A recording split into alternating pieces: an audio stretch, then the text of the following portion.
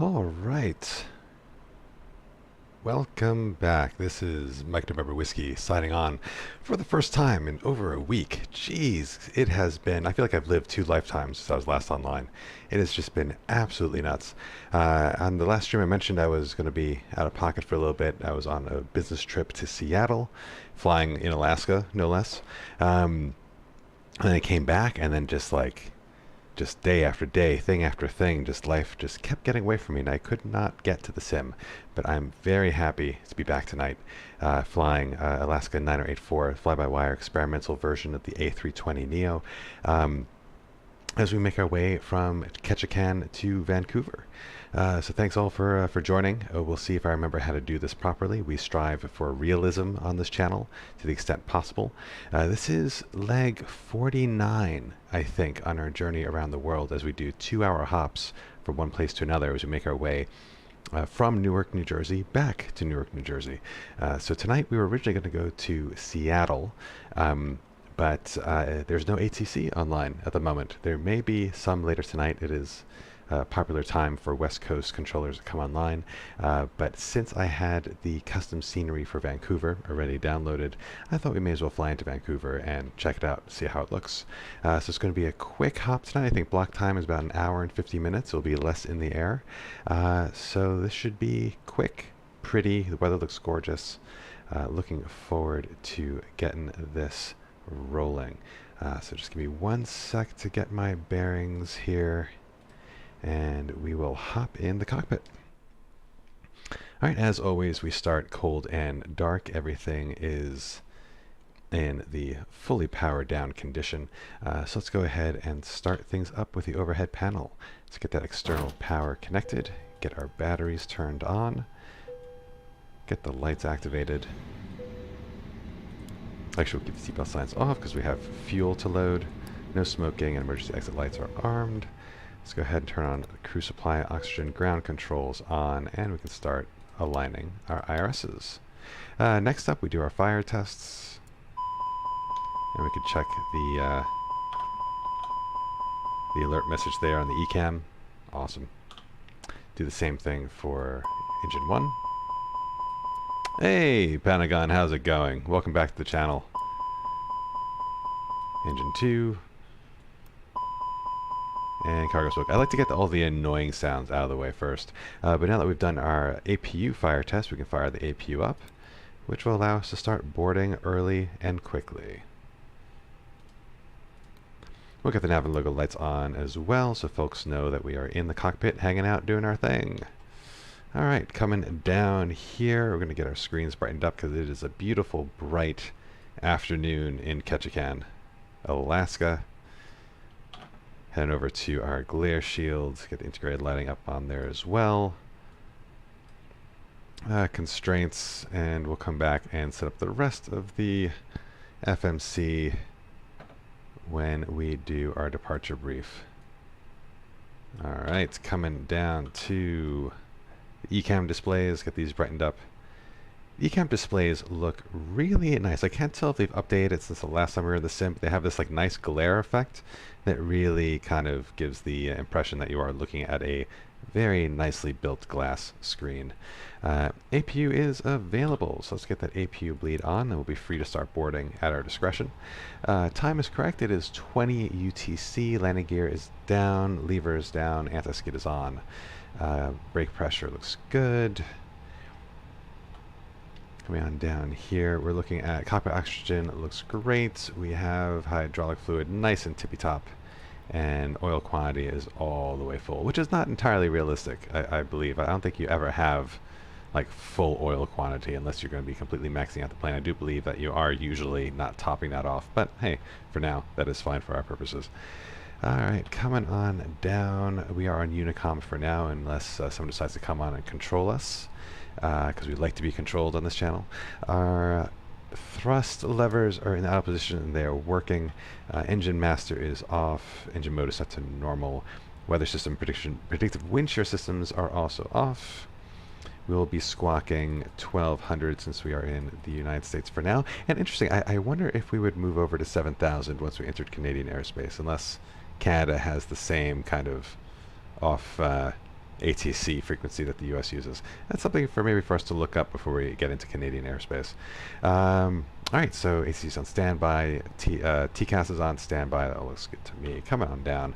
Spoilers are retracted and disarmed. Flaps are up. Rudder trim is neutralized at 0. Parking brake is on. Cockpit doors unlocked. That's exactly how we like all the things when we are starting this up. All right, coming over to our electronic flight bag, our EFB. And so I wonder if there's a way to adjust the brightness here, because you kind of see it looks a little dull in the bright sun, but that's fine. We'll go ahead and deal with it. We'll pull in our SimBrief data because we have our flight plan already populated on SimBrief. We'll quickly brief our weather. We're here in Ketchikan. This is recent METAR information from less than an hour ago. We're looking at winds from 310 at 8 knots. We're going to be taking off runway 29, so that makes sense for the wind. Good visibility at 10 statute miles, broken layer at 3400. It's 9 degrees for dew point. Altimeter is 2965. So let's go to our glare shield here and drop that pressure down to 2965. There we go. That looks good. And let's just look, we are about 40 feet above sea level according to that, which I think is correct, but we'll double check when we look at the charts. Alright, looking at the remarks. Harbor wind variable 4 knots, nothing to worry about. Alright, I think that looks good. Just a quick preview at Vancouver.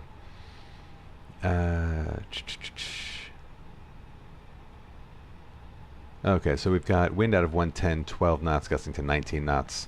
And we're looking at runway 8, which again makes sense. A very slight crosswind, but shouldn't be too much of an issue. Going in, great visibility, a little overcast. All right, that looks totally fine to me. And same QNH, or same altimeter setting. Great. All right, what next? What next? What next? We want to look at our actual operating flight plan, make sure this all looks good to us. We're at Ketchikan, we're heading to Vancouver. Our alternate is Charlie Yankee, Quebec, Quebec. Flight number is Alaska 9084, cost of Dex is 10, cruise is 39,000, so we'll be topping this thing out for the most efficient cruise flight. Triple pause is a low 29,000. Got a bit of a headwind, but not too much. Oh, we're going to be in the air no time at all. So block time is 1 hour and 50 minutes, but the actual air time is 1 hour and 20. So it's really just about enough time to get to cruise, to plan our descent, to descend, and to land. So it should be nice and quick once we get this thing rolling. Shear rate's very low, so not worried about turbulence tonight. What else do we need to look at here? I think that looks pretty good.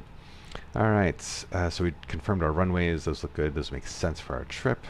And looking at the fuel, so we don't need much on the alternate because the alternate airport is pretty close to Vancouver, and that combined with the final reserve, I'm pretty happy with this fuel total that's giving me. And also there's not crazy weather to worry about, so that's fine. So getting to the fuel page here, we'll sync with SimBrief. It's still showing in pounds, even though I want this to show in kilograms, but we'll go ahead and get that started. All right, so the fuel is going up. I think at this point, we can go ahead and get passengers loaded.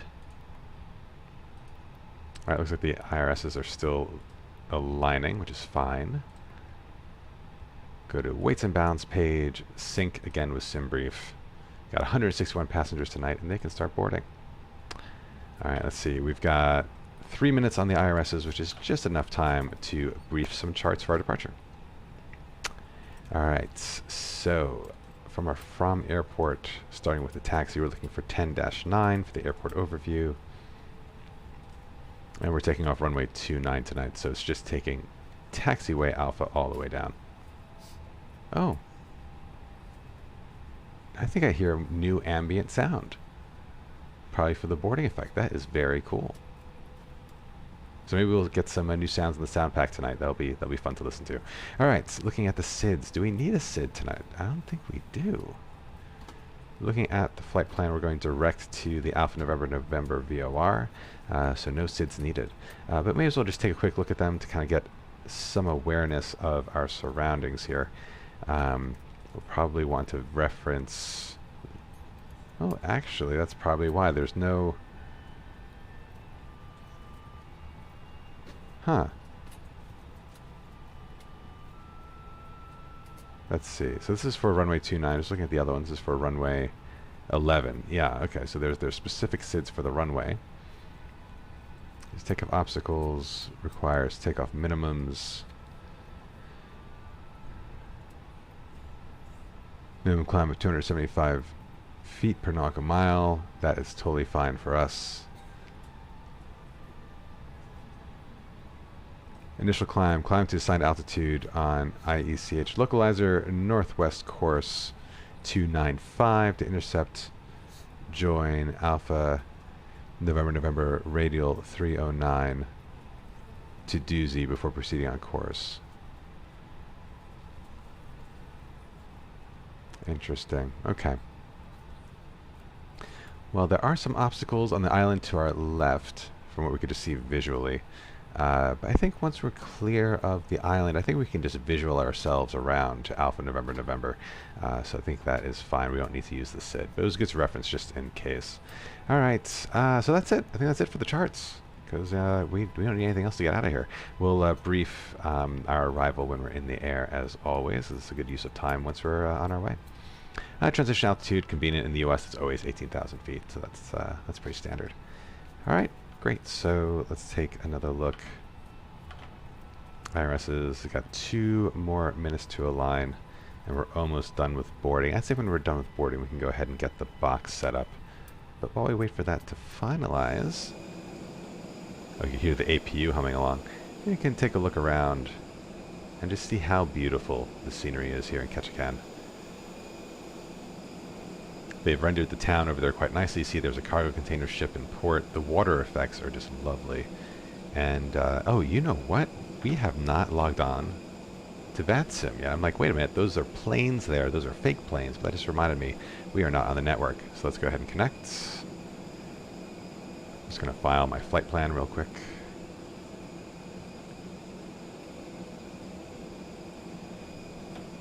I'm going to say in the remarks, I'm a rusty pilot, because it's been a while. It's been a while. I don't want to embarrass myself. And let's go ahead and file that flight plan. Okay, cool. So that's it. All right, good. And yeah, just one last look at this gorgeous scenery. And I think by now we should... Yep, there we are. Very important safety briefing. We do ask that you give them your full, undivided attention as they review the safety operations of this Airbus aircraft. We do appreciate your business having you aboard this flight. If there's anything we do to make your flight any more enjoyable, please don't hesitate to ask. Welcome aboard. All right, thank you, non-existent co-pilot. Let's hop down to the box and get the data stuff going. So, IRS's confirmed they're all in nav. Clear the scratch pad there. And look at AC status. We do have the new airhex cycle. Yay! And leap engines as needed. Init A, I think I'm feeling like I want to have a fun time tonight. So I'm going to go ahead and manually set up the Init A, because you know what, it's just fun. So we are going from Ketchikan to Charlie Yankee Victor Romeo. We are, oh yep, go ahead and return. We are Alaska 9084. We are a cost index of 10. We are cruising at 390. And our alternates tonight was a Charlie Yankee Quebec, is that right? Charlie Yankee Quebec. Charlie a Yankee Quebec. Alright. A triple pause, last thing there. This I always do manually. 29055. So lower than what's indicated here. And I think that's just because that's an average triple pause for the trip, according to the flight plan. Great. All right, moving on to what's next? Flight plans next. All right, so we are going direct to Alpha November.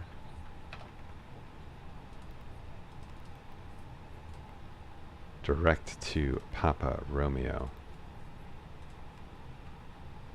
The one that's 79 miles away. And then direct to Yankee Juliet, Quebec.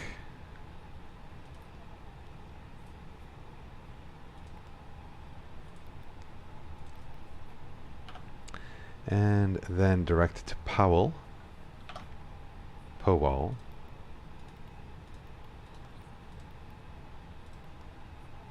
And then we will get our star loaded up once we're in the air and we're on our way, and we can kind of confirm that is likely our approach.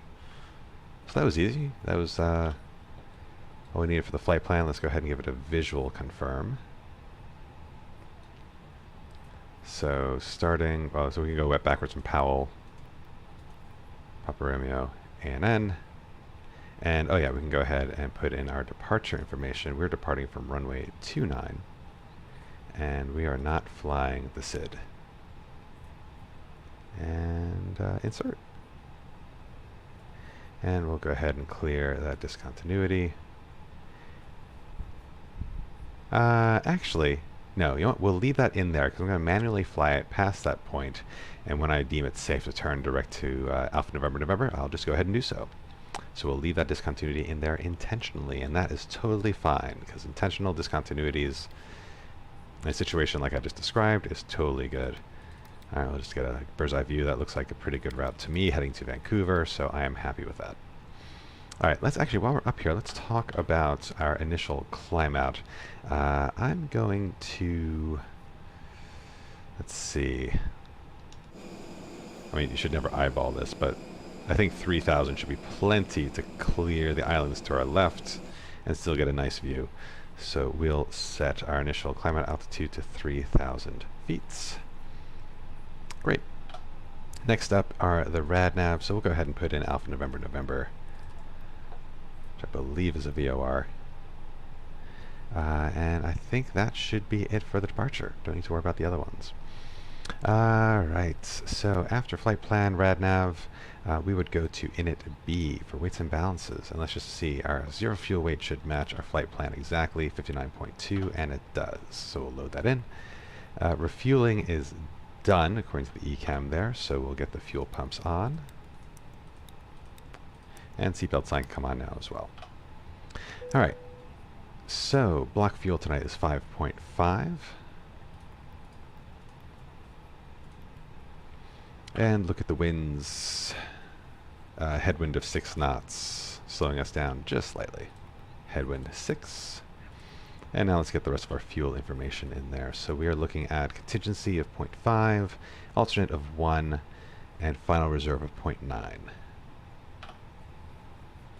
So 0.5, 1, and 0.9 is already in there. So that looks good. That gives us 8 minutes of extra fuel. Totally fine with that. Not a problem.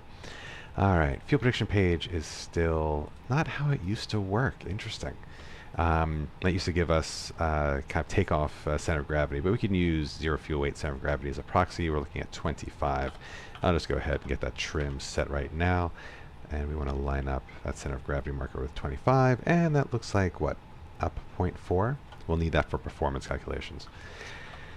Alright, and that is actually next. So let me flip up the SimSmart app. There we go, and I'm just going to move this over so we can see SimSmart and the McDo as well. This is a great add-on by an awesome A320 streamer, EasyJet Sim Pilot. He has taught me a ton about real operations about the A320. Highly recommend it if you guys want to dig deeper into this stuff. But his father actually coded this performance calculator that allows us to set the parameters for a reduced thrust takeoff, which is pretty cool. Saves maintenance on the engine, saves fuel. So let's go ahead and get this going.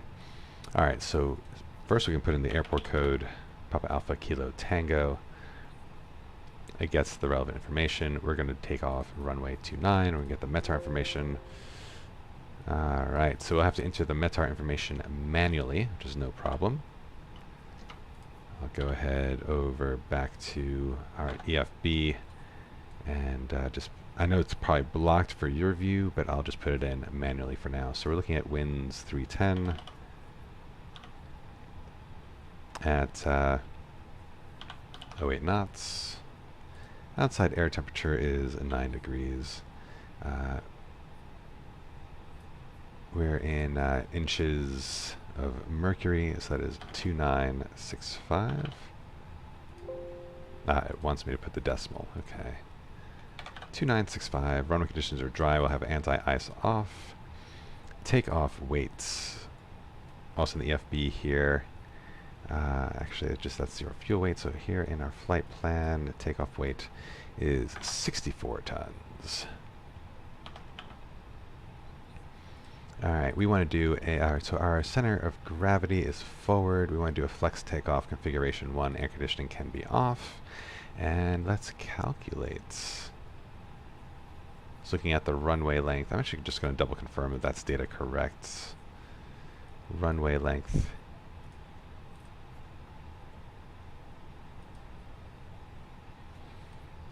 is 2286 meters, and that is correct. So let's go ahead and calculate the flex here. Okay, cool. So we have data.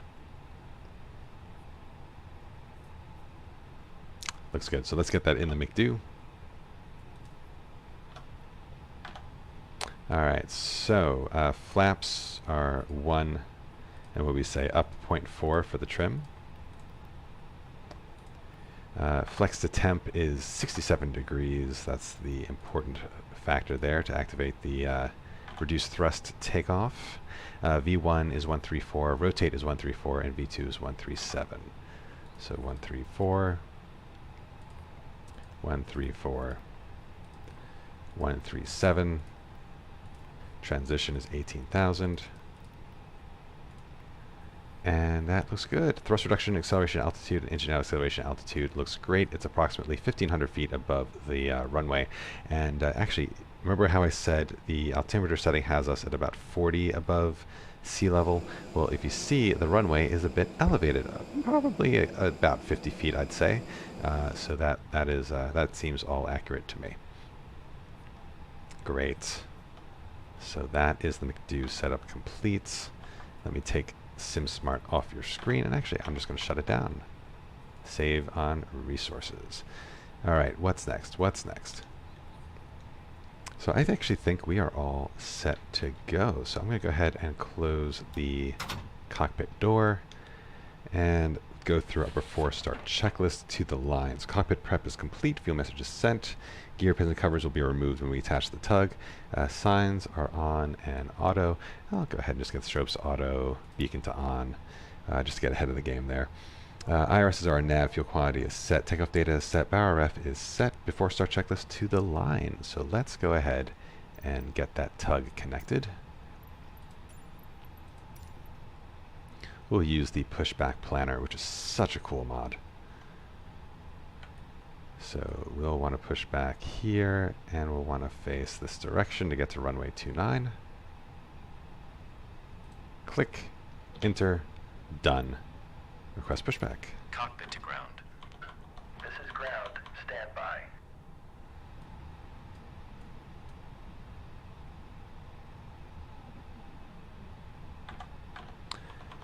Still no ATC in range, so no need to get additional clearances.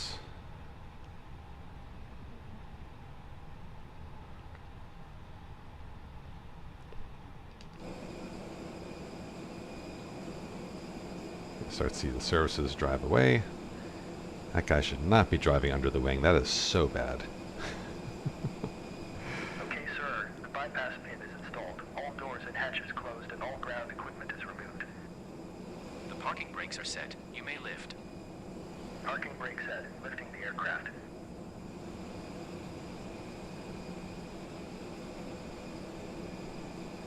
We are cleared for start and push. Okay, cleared for push start. Please release parking brake. All right, so parking brake released, and we'll go before start checklist below the line. Commencing pushback. You can start the engines in sequence. It will start in the sequence. So windows and doors are closed, beacon is on, thrust levers are idle, parking brake is off, and we will do a 2-engine taxi. So we'll set our engine mode to ignition. Bleed is on, engine to start.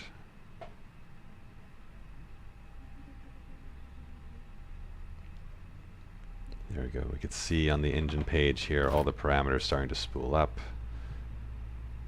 Ignition is active.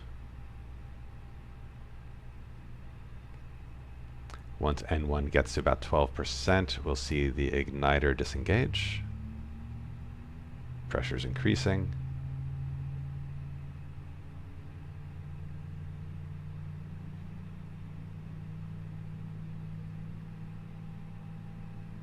believe, yes.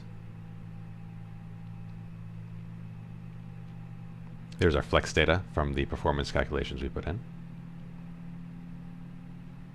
Oh, start the clock. 12, the igniter disengages. Fuel flow still increasing.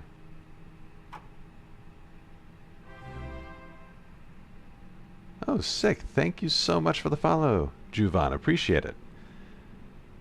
Glad you're enjoying the content. All right, engine 2 is available. Engine 1 start. Oh, and we're just about done with taxi, with pushback rather. Amazing. Amazing. Okay, pushback completed. Please set your parking brake. Oh yes, parking brake is set. Parking brake set. Parking brake set. Lowering aircraft. Ground. You may disconnect. Okay, sir. Clear to disconnect. Pin has been removed. See you at the side. Have a good flight. Holding position waiting for the visual. Thank you and goodbye.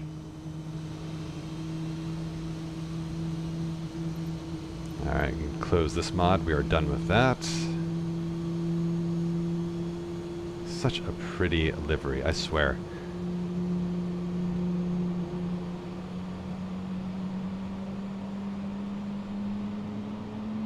Oh, goodness. Oh, I haven't actually seen it in person yet. We'll get there in about an hour and 40 minutes, so if you have time to hang around, you can take a look. Yeah, we'll probably get there a little bit after 10 p.m. Eastern time. But yeah, I'll do a flyby once we get there. All right. All right, so engines are started, so let's go ahead and do our after start checklist. Set the ignition back to, engine mode back to normal, anti-ice is off, ECAM status is checked. That all looks good for now.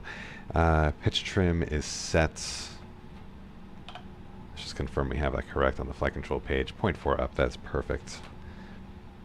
And rudder trim is set to 0, confirmed. After start checklist is complete.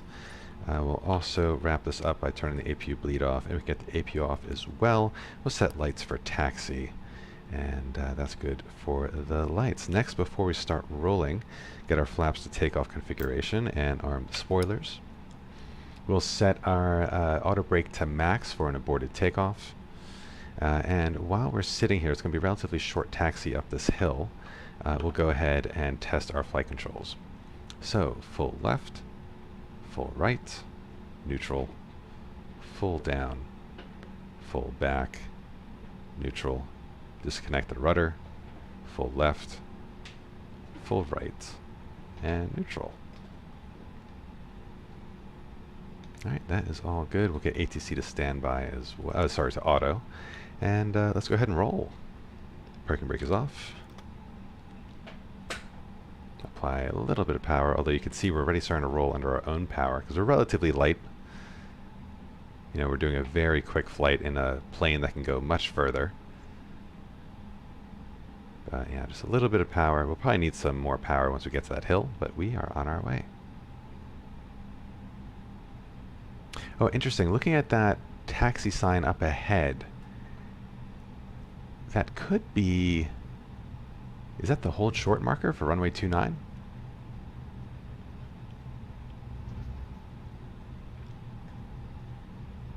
No, I don't see the corresponding marker on the ground, but usually you kind of see that runway signage right before you enter the runway, but I imagine it's probably further up there.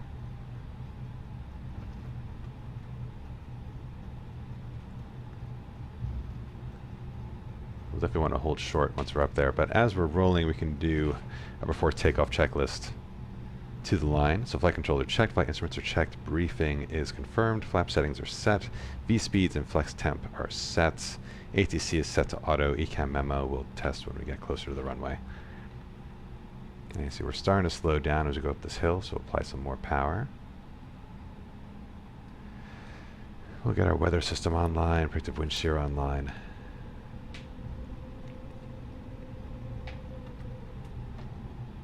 Try to find a constant power setting that works for the hill.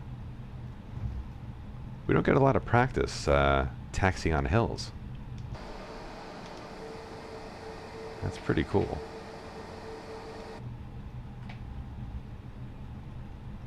Hey, Paddington, in real life. How's it going? Welcome to the channel. We are taxiing uphill. It's a novel experience in the flight sim.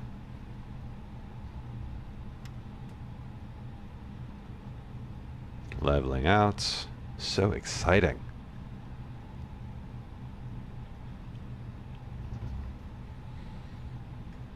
Although it is very beautiful here. Ketchikan, Alaska. Doing alright. I've been having a hell of a week at work, so I am just thrilled to be kicking back for a couple hours tonight on the sim. I have not streamed in over a week, and it feels dirty. Doesn't feel right. Alright, slow down for this turn. You typically want to do these sharper turns around 10 knots or less. And get us right up to this hold short point. And we'll do the rest of our before takeoff checklist.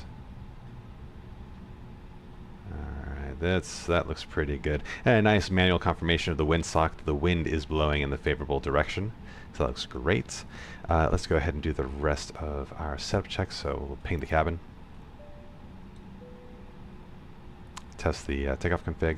Sometimes the cabin ping doesn't work. There we go.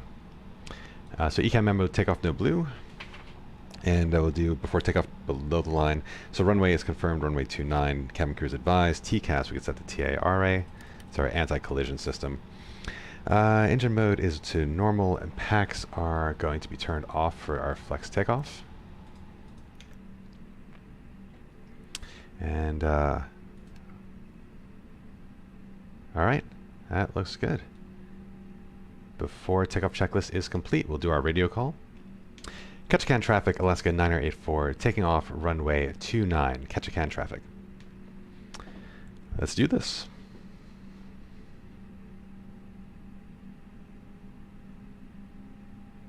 So this is actually interesting. I just noticed we're not actually at the end of the runway. So we are going to back taxi a bit. Ketchikan traffic, Alaska 984, correction, back taxiing runway 29, Ketchikan traffic. Because with the flex takeoff parameters we've put in, we definitely want to maximize our use of the whole runway length.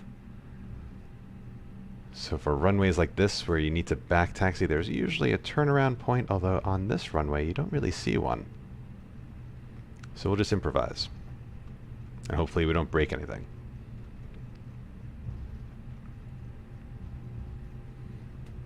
Alright, so I'll start my wide turn now. I'll target the back corner. We'll want to take this nice and slow. We're going about 14 knots at the moment. Get that down to below 10. There we go. A little foot braking there. And let's turn the nose wheel. You could probably tell I'm not using my rudder for this. I'm using what's called the tiller, which is a device that's modeled by the fly-by-wire team into the mod. Oh, sweet. So you're on the sim right now, Paddington. Are you on the VATSIM network? Or just hanging out on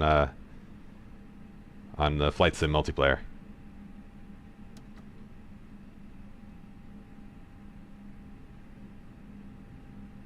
Alright, let's get back on this runway. Get nice and aligned there. Okay. Here we go. Ketchikan traffic, Alaska 984, takeoff runway 29, Ketchikan traffic. Alright, takeoff, nose down 50%, throttle to 50%.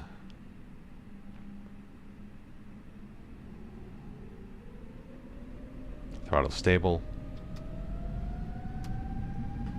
Man flex, auto throttle is active, airspeed's alive.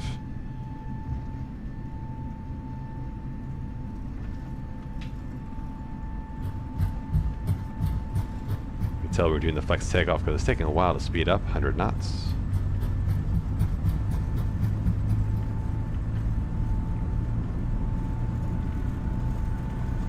V1, rotate.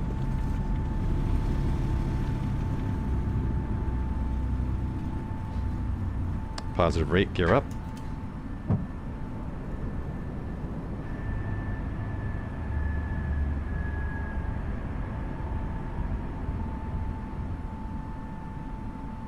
We'll get to about 3,000 feet. And then we'll turn direct to Alpha November November. Let's get those packs back online so our folks back there can get comfortable. Nice, gentle climb with that flex takeoff.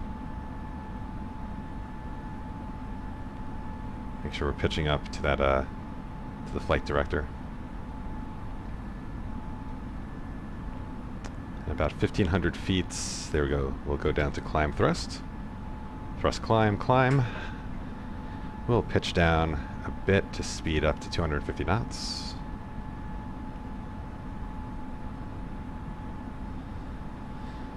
While continuing our gentle climb to 3,000 feet. Our flaps are still extended because we're waiting to accelerate to S speed.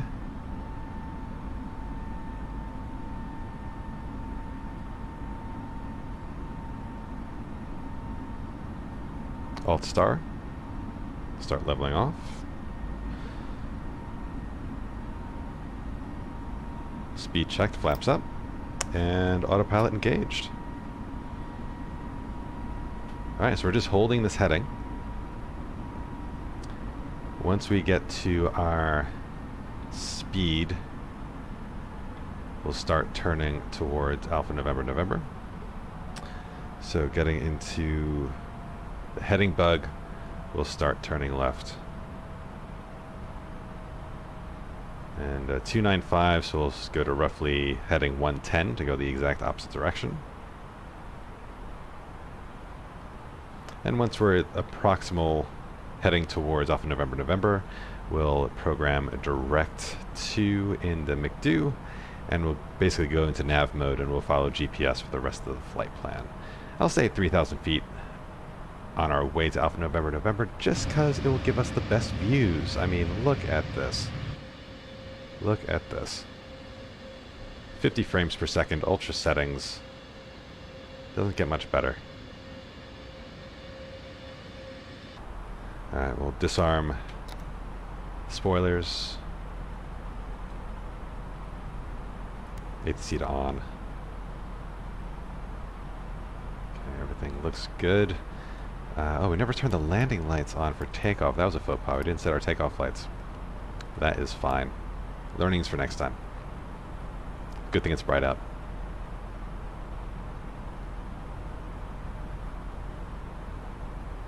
Alright, let's take a look where Alpha November November is. There it is. We'll adjust our heading bug to kind of get us approximately pointed towards it.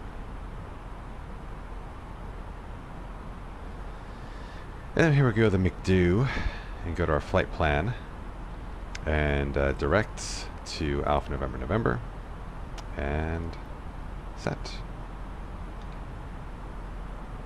There we go. We can see we have connected our lines Alpha November November, and we'll stay in nav mode as indicated here for the rest of the trip.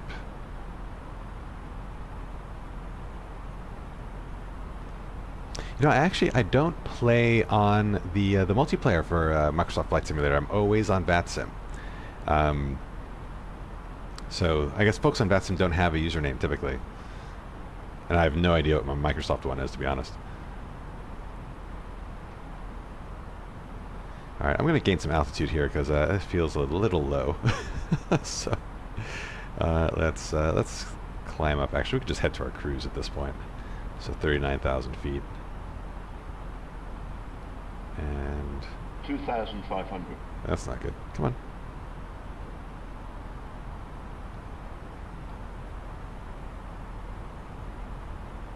Oh, it thinks I want to land. And altitude. Alright, I'm having a control issue here. There we go. Thrust climb, climb.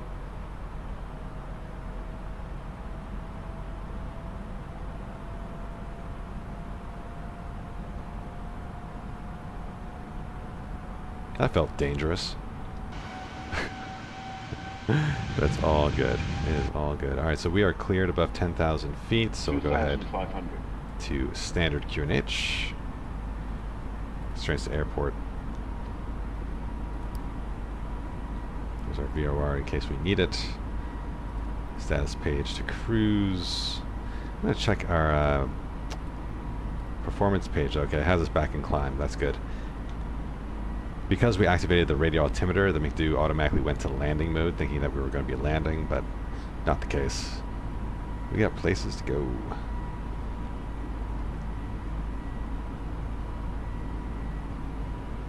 Alright, so aside from the messiness with my autopilot here, which I'll have to figure out later, we're on our way.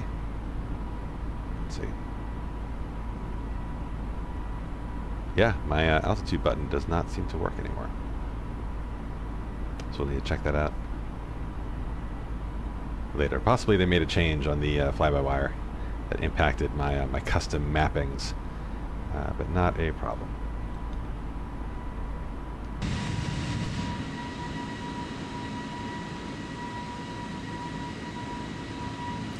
Beautiful day.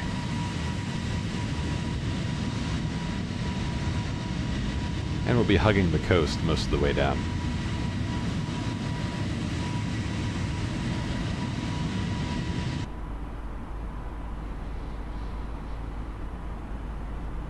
Alright, as we cross 10,000 feet, go ahead and ping the cabin crew.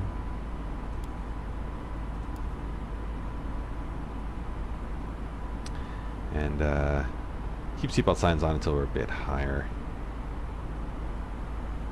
We're leveling out so we can accelerate, because the speed restrictions for 10,000 feet are no longer applied. Turn the VOR off. We'll clear our rad navs in the McDo to keep things tidy.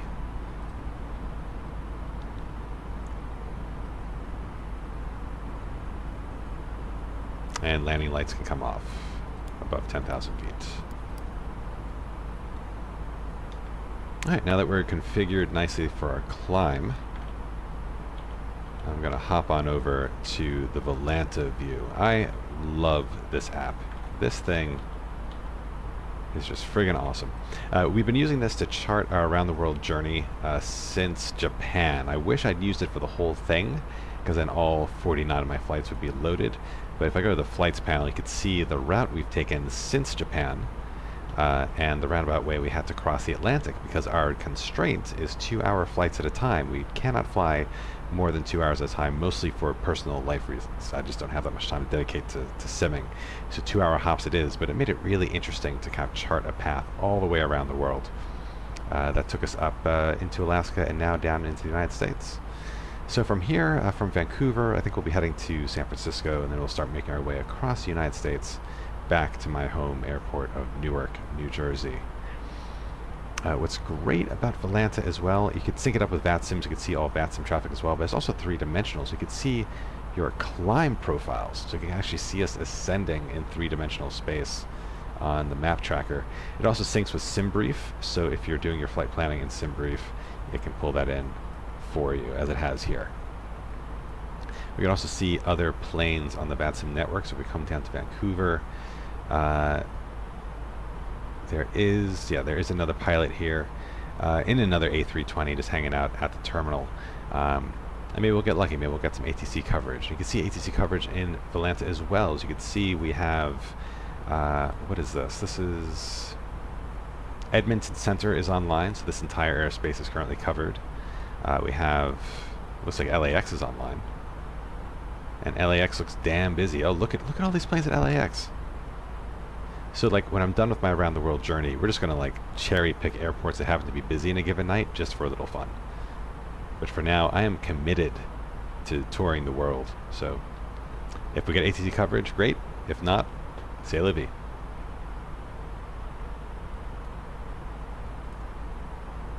Well, this guy has a bit of a journey. Left Dallas Fort Worth to Tokyo. So that is some serious, that's serious simming, man. That is nuts. I wish I had that kind of time.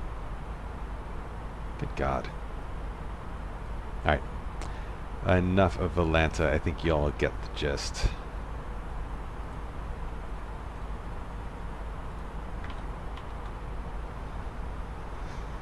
Alright, if you guys have any questions along the way about the A320 mod, any procedures that I'm following, or procedures I'm not following, if you catch me doing something wrong, please feel free to let me know. I'm happy to kind of explain anything and anything if it's something I know.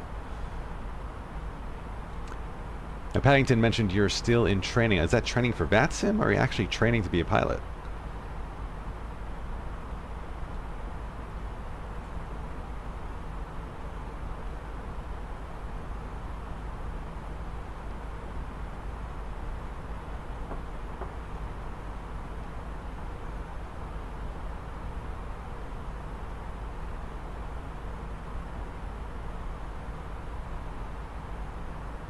Enjoying that view out there. Kind of see the transition between the snow-capped mountains and the green coast. And honestly, when I was in Seattle last week, this is pretty much what it looked like. You could see Mount Rainier in the distance. Massive mountain, just such a staple in the landscape views of that city. And covered in snow. Meanwhile, like Seattle was rainy and green and lush, but it was just amazing to see that juxtaposition of white against all the green. And I swear there's like a million shades of green in that part of the world. It is unbelievably beautiful.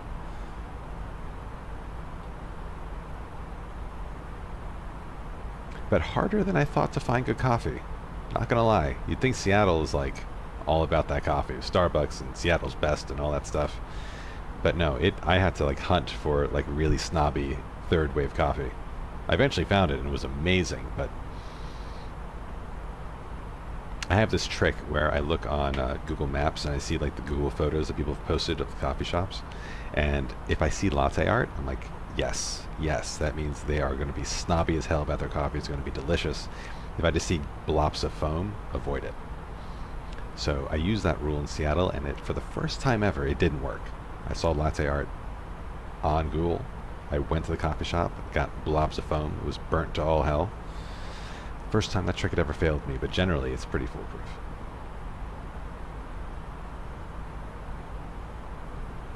In case you wanted to know.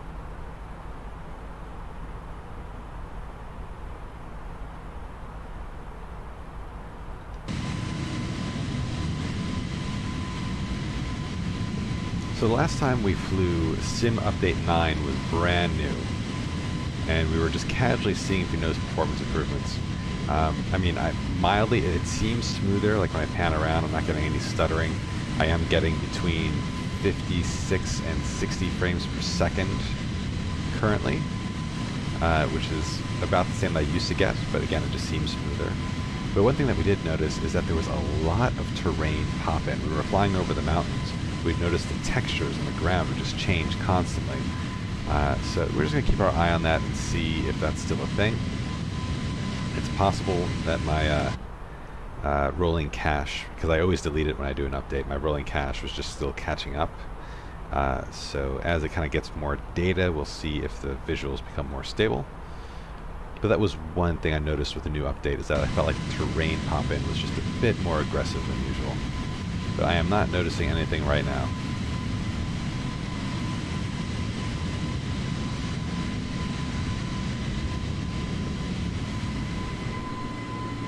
Made some nice contrails there. I've been meaning to look up what actually causes these contrails to form. I know they are just made up of water vapor and ice crystals. That's what they are. But I've been interested to kind of like learn the physics of it, like what weather conditions need to be present for contrails to form, because I don't think it always happens.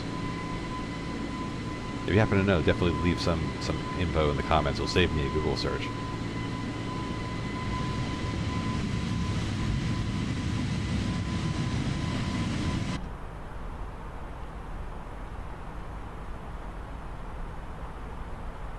Alright, we're still climbing at a pretty good rate. We have a direct crosswind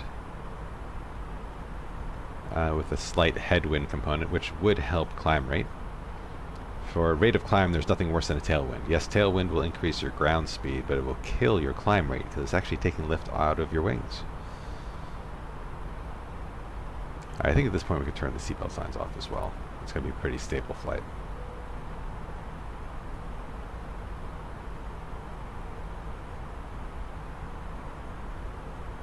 And just to give you guys a preview of the order of operations, when we get to 39,000 feet, which is our cruise altitude, we'll do a quick manual top of descent calculation, compare it with what the VNAV system is telling us our top of descent should be, just to see if it's consistent.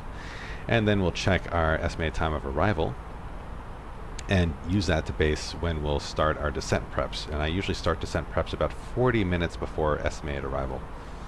That's usually enough time to get the latest weather information.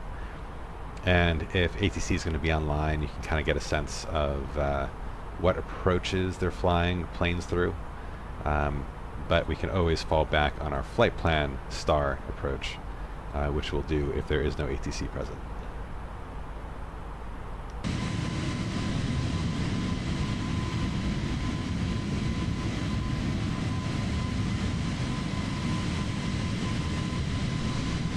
First sighting of an airstrip down there. So if there's anything happens, we don't have to pull a Trevor Jacob, we just go ahead and glide into that landing strip. Imagine if like your pilot, like you're going down, and instead of trying to find a place to land, your pilot just like straps on a parachute, says peace, and hops out the door. That's crazy.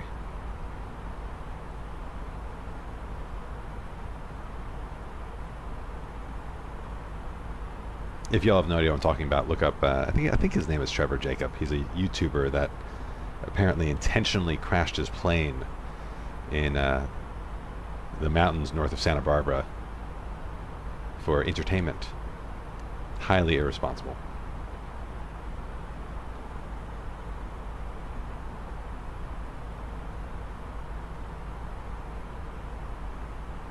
After that, there was like a slew of YouTube videos and flight simmers that were like recreating that situation in a similar plane, just to prove that even though he was over the mountains, there was plenty of options for him to safely land the plane.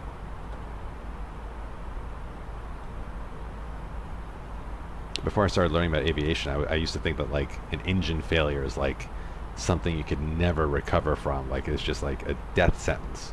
But even in these jetliners, it's definitely not the end of the world. There are options for you to still get to the ground safely, even if your engine is completely dead. Like Sully Sullenberger is a perfect example of that, and that was a low altitude engine failure, double engine failure at low altitude, and he still was able to land that plane safely. It was very dramatic, yes, but he did it. But with general aviation aircraft, there's actually a ton of awesome YouTube videos online of folks recovering from full engine failures and getting to the ground safely. It's amazing. Like, you can tell the pilots are like, they're scared. You could tell they're scared, but they are under control. You could tell just the level of training before they give you that PPL is just, it's awesome.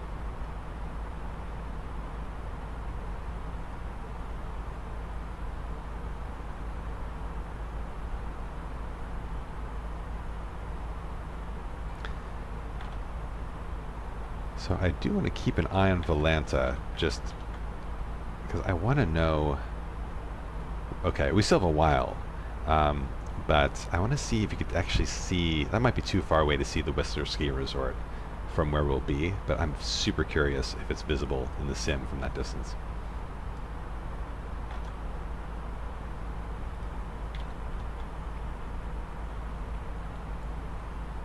All right, about 5 minutes away from top of cruise. And we'll do some more math stuff.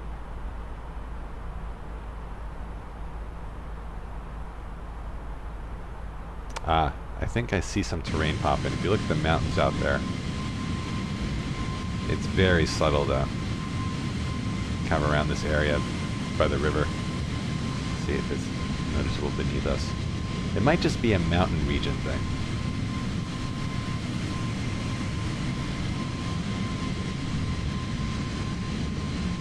Yeah, there's a little bit up here.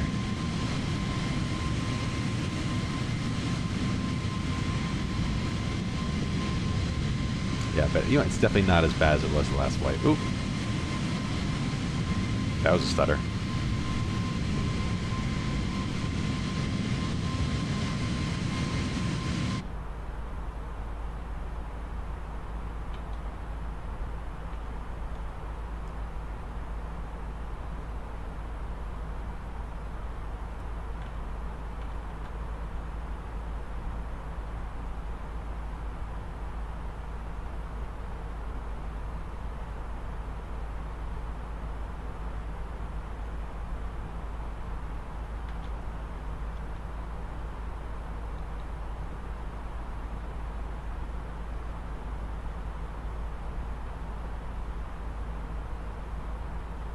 All right.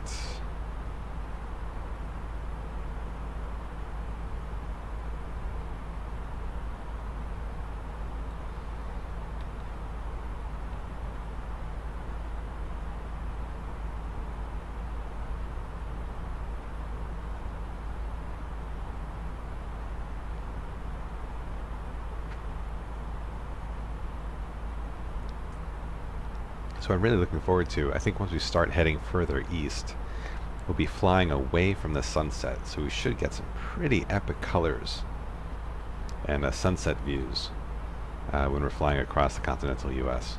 Because I usually do these flights at evening time, Eastern time. So we'll be flying towards the night.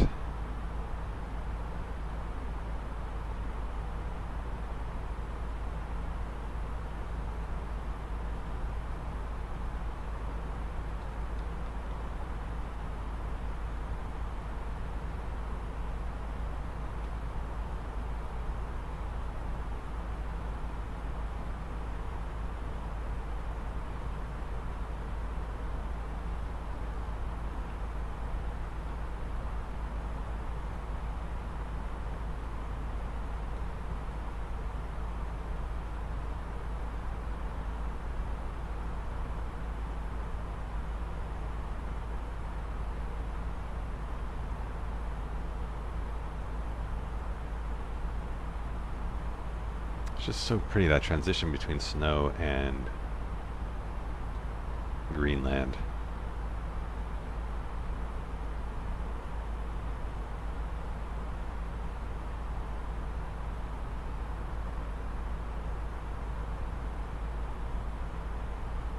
Oh, looks like another 3 minutes to top climb.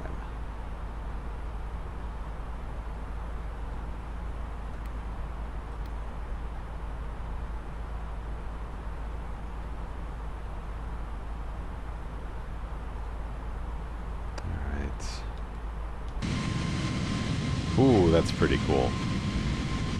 That juxtaposition is really cool. Let's see if we can kind of get plane on the border there.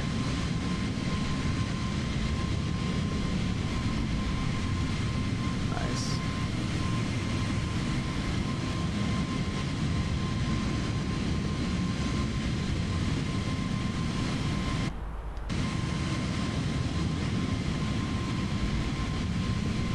It's just like, pretend you're in an Alaska commercial.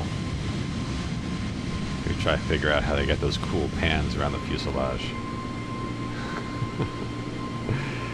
Oh man, I'm gonna miss this livery. Well, since we're flying into Vancouver, we'll be flying Air Canada out of it. So that'll be fun. Alright, so this is interesting. So actually you can see here, there's our top of descent calculated, but we have that flight discontinuity on our way to Vancouver right now, which we'll get rid of once we brief our descent. That's why it's showing up a bit earlier than we would expect. But that's the VNAV system at work in the fly-by-wire.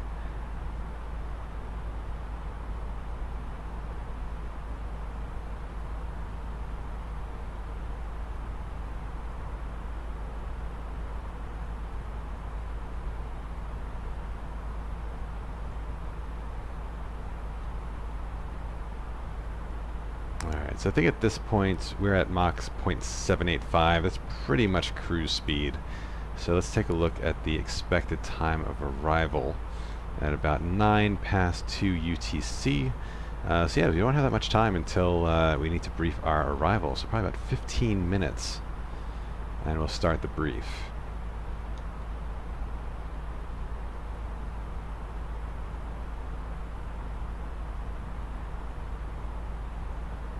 And 39,000 feet, I think, is the maximum serviceable altitude for this plane. You can see with the flight, the ascent rate, it's really pushing. It's really pushing to get up there. It'd be easier for the plane with a good headwind, but with a relatively neutral kind of like crosswind. It's just, you know, you can tell we're pushing the plane to the max, but this is probably the most efficient altitude due to the relatively low air density, and the winds are probably the most favorable at this altitude, if this is what the flight plan wanted us to fly. Mach alt star Alt Cruise. Welcome to Cruise Flight, everybody. Alright, so now comes my favorite part, figuring out when we should descend.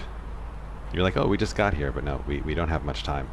Alright, so let's sync our current altitude, and let's figure out what our target altitude will be. We're expecting to fly the Whistler 6 arrival. I love this name, Whistler 6, after the ski mountain. Ladies and gentlemen, once again for the flight deck, Captain speaking.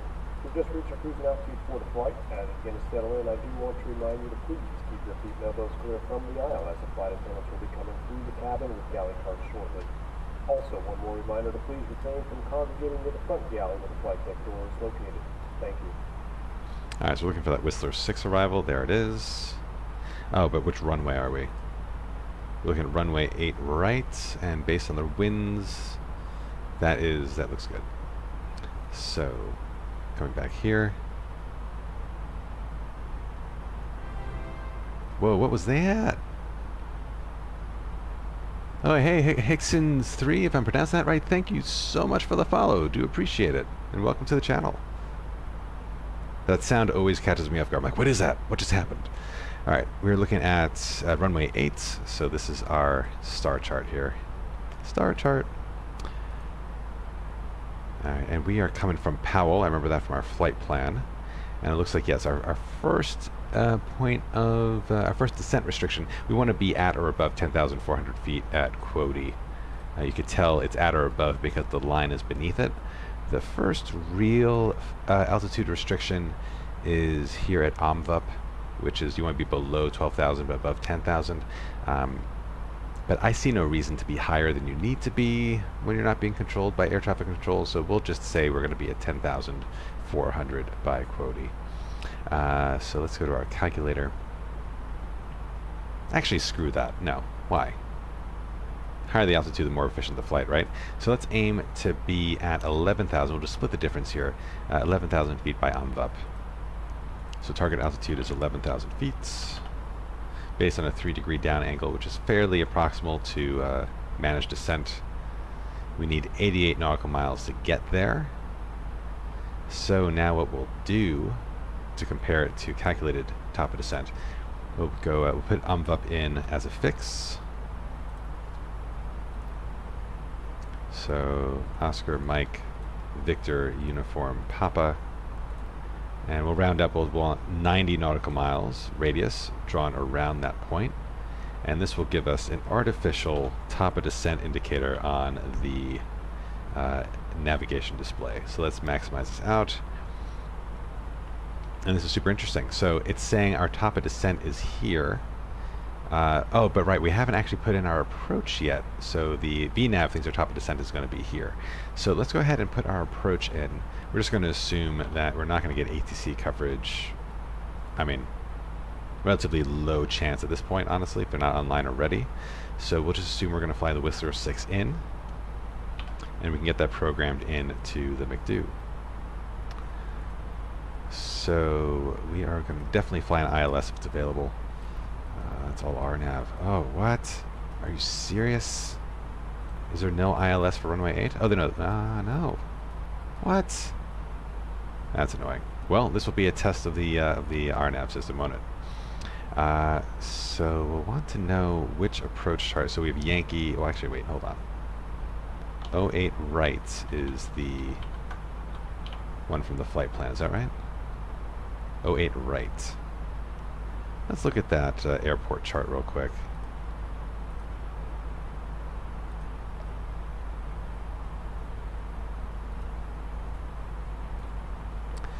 Oh wait, right. So okay, it's oh, I see. It's the longest possible runway. Makes sense. The winds are favorable in that direction. Okay, it's 8 right.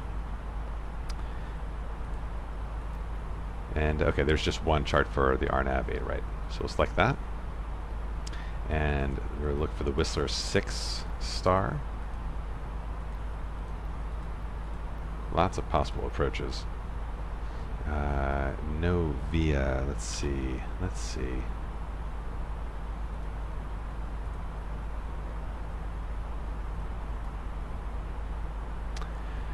I think we're going to go all the way to Vinlo. Is that the option? And then I guess we vector to 8 right from there. Yeah, so Vinlo. Let's see, where's Nakma on this chart? No idea where Nakma is, but that actually begs the question. Does that get us on the actual approach? So we're going to close this chart. Let's take a look at the approach charts for runway 8. There is an ILS. I guess it's just not in. It's just not in the McDo. Interesting. We should give that another look just in case. But let's look at the RNAV.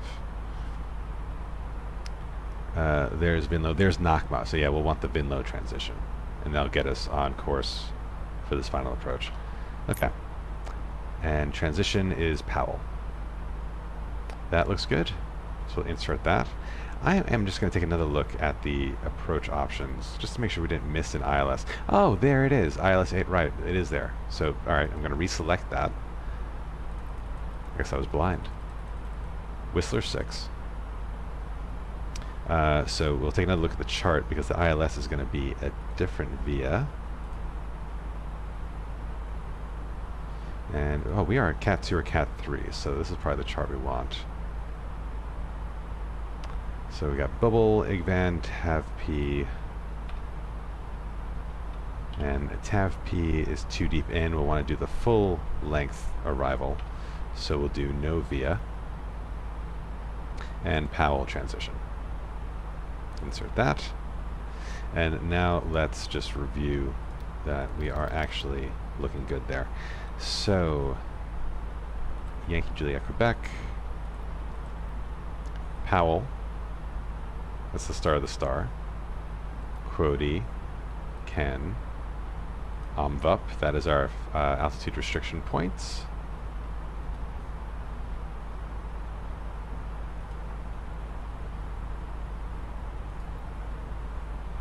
Tavmo, Beluda, Menpu, Gokson, Vinlo, and then manual. Okay, I see. So then we'll have to kind of vector ourselves to Bubble, which makes sense because there's no kind of direct connection there. So looking at the map here, it's pretty much adjacent. And how far is Bubble from the airport? Bubble is 14 miles. It's kind of close. So I think we'll do an extended downwind if we're not being controlled. We'll maybe go about 6 miles past Binlow, and then we'll turn, base turn.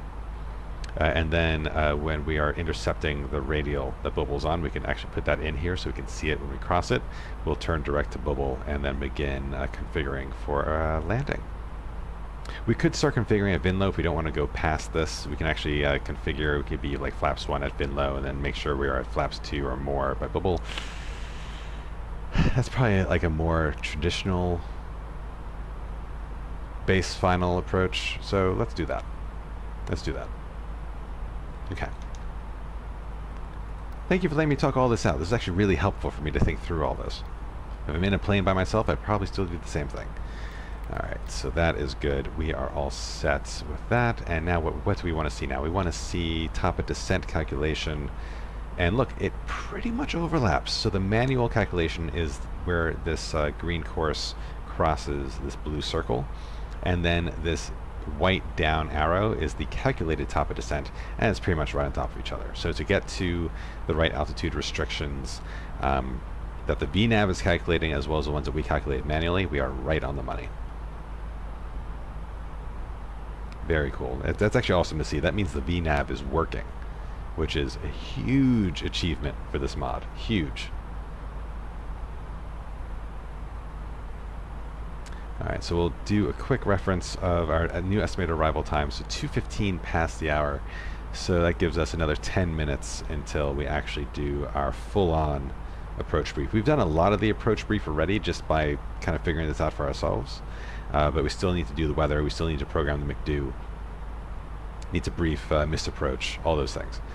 So we'll do that in about 10 minutes.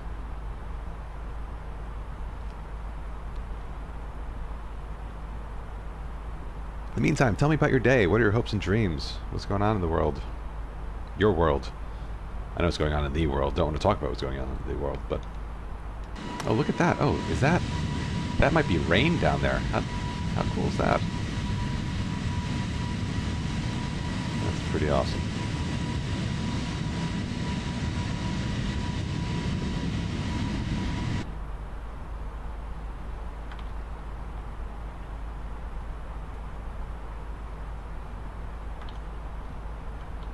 Take another look at Volanta. See how we're tracking on our flight plan here. And you see other VATSIM traffic in the area. Let's see, are we going to get close to these guys? Where are they heading? They have no flight plan.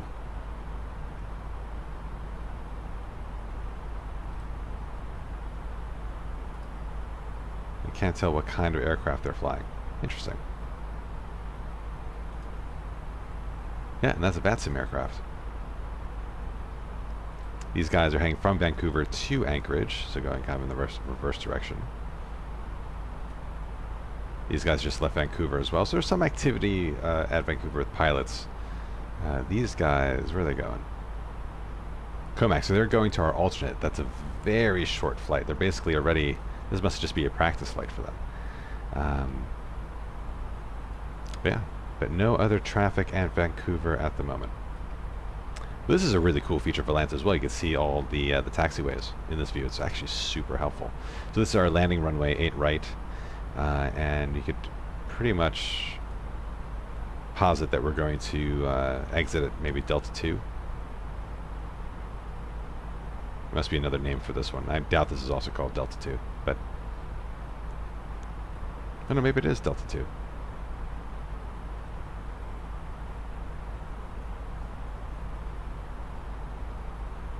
Super cool.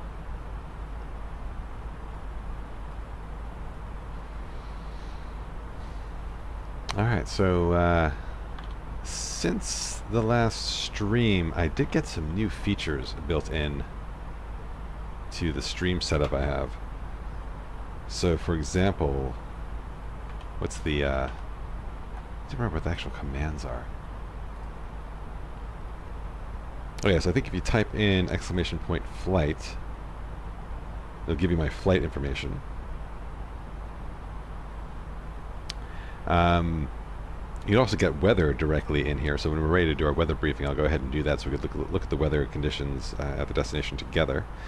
And I think I got the 8-ball set up, which is really silly. It's like, will I butter the landing?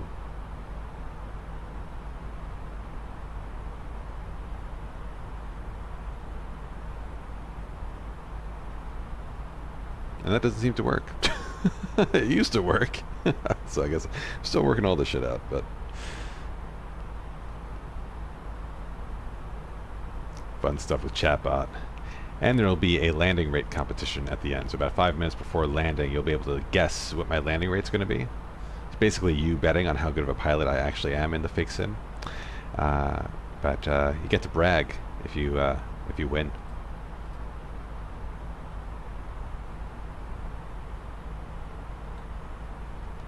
Tell I'm sponsored. I can't offer anything more than bragging rights.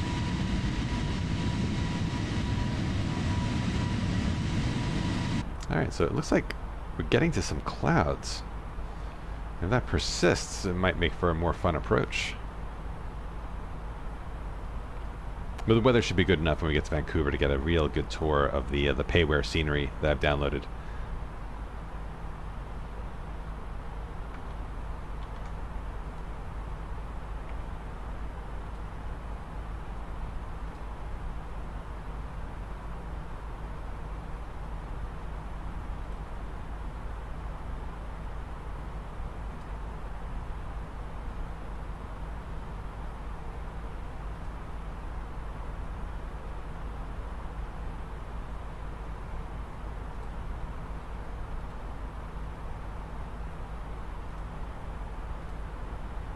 Interesting. Okay, my chat bot was disabled.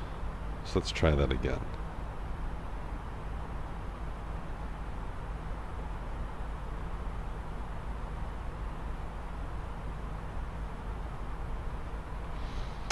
Alright, fine. That's fine advice.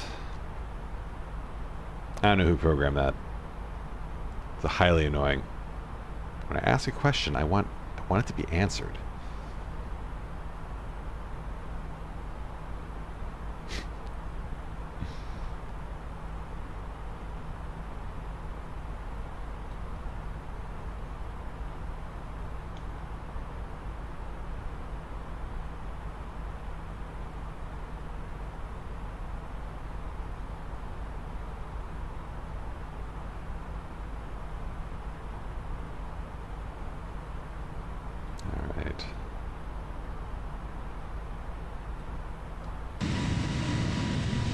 Better view of these clouds now.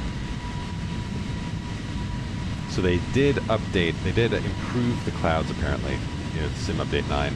I can't tell you how, and I can't tell if I just think they look better because I know they're supposed to look better, but I mean, to be honest, they've always looked amazing to me. I've never had really any issues with the clouds, and I mean, just like even seeing the shadows that they're projecting on each other, the reflection of the sun off the water, it's just so stunning. Absolutely crazy.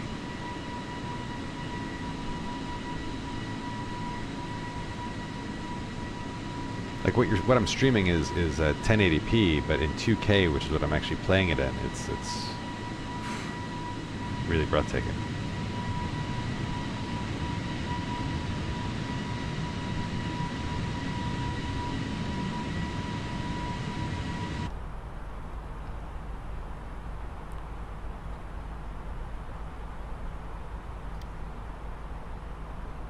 All right, friends, I think it's time. We're about 40 minutes out. I think it's time we get prepared here. So I'm going to do what I know as the top hat. This was taught to me by a viewer who is actually a Latin American Airlines pilot in training. And when he joined the stream a couple weeks back, he talked me down. He basically co-piloted me all the way to the ground. And we got to follow real-world procedures, I guess, to the best that we could, with him being on text in the chat in the chat room. But one thing I retained from that whole experience was top hat, which is a flow on the McDo to prepare for arrival, where you make the shape of a top hat by going from flight plan to radnav to progress to performance, fuel prediction to secondary flight plan. Of course, not all these menus are operable in the mod currently. They will be in the future. But we'll do top hat to the best that we can. So we've already done flight plan, we've already briefed this, we have our star programmed in, we have our runway arrival, we have the ILS. So that's all set, we've already cleared that. Next is radnav. We have the ILS frequency plugged in, and we can also reference our charts just to make sure that we have other radnavs that we need to track in here. So I'm going to go to pin charts, first look at the star. And no obvious rad navs here to be aware of, no VORs to back up with. But on the approach chart, I did see things we'll want to account for. So, more specifically, the missed approach procedure, which we'll brief in a second, but we'll want to get the Vancouver VOR programmed in. So, Yankee Victor Romeo. And that'll be it for our RadNav page. Progress here, we want to go ahead and put our runway in there. And I keep forgetting the syntax. I think it is, you do the airport first, Charlie Yankee Victor Romeo, and then we'll do 08 right. Yep, that works, and we are 200 miles away pretty much. So that is set. Next is performance. We'll want to go ahead to the approach menu, and this is where we'll want to get our METAR. So I'll do this in the chat for Sierra Yankee Victor Romeo. And there's our METAR. I'll also do it in the sim as though we were doing it in real life. So normally we'd listen to the ATIS. If the ATIS is available, we get all of our weather information from the ATIS at the airport. But since, again, ATC is not online, we're just going to submit a weather request. We'll go ahead and delete our origination and our alternates. We're just interested in our arrival. Send. And then we'll wait for a message in the ECAM to tell us that the message has arrived.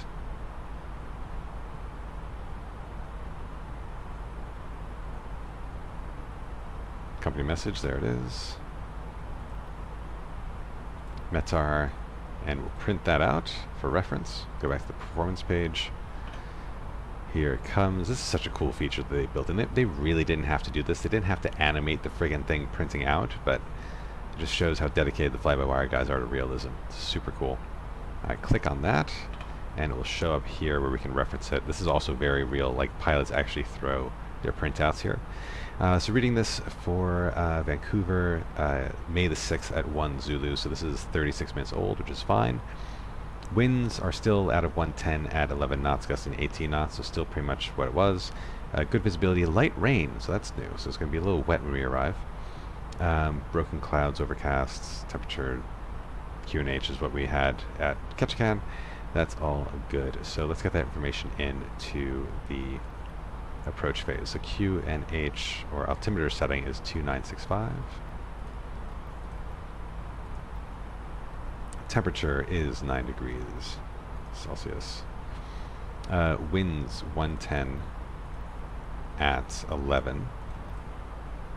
But we have to be aware of those gusts. Transition altitude's 18. Actually, no, we're in Canada, so it's not necessarily 18,000 feet. It should tell us here though. Transition level. Oh, okay, so it is 18,000 feet for Vancouver as well. So I guess that must be a Canadian thing as well. All right, and one thing that pilot in training told me that I never realized is even if the radio minimums are available, always use the barrow. I can't tell you why. He just said very, very confidently, always use the barrow minimums, always. So we're looking for that here. Okay, here we go. For Cat 2, barrow is 109. And does that jive with the altitude of the airport? I always like to just cross-check that.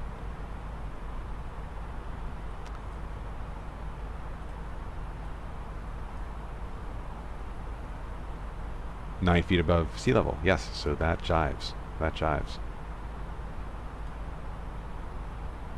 So 109 above sea level.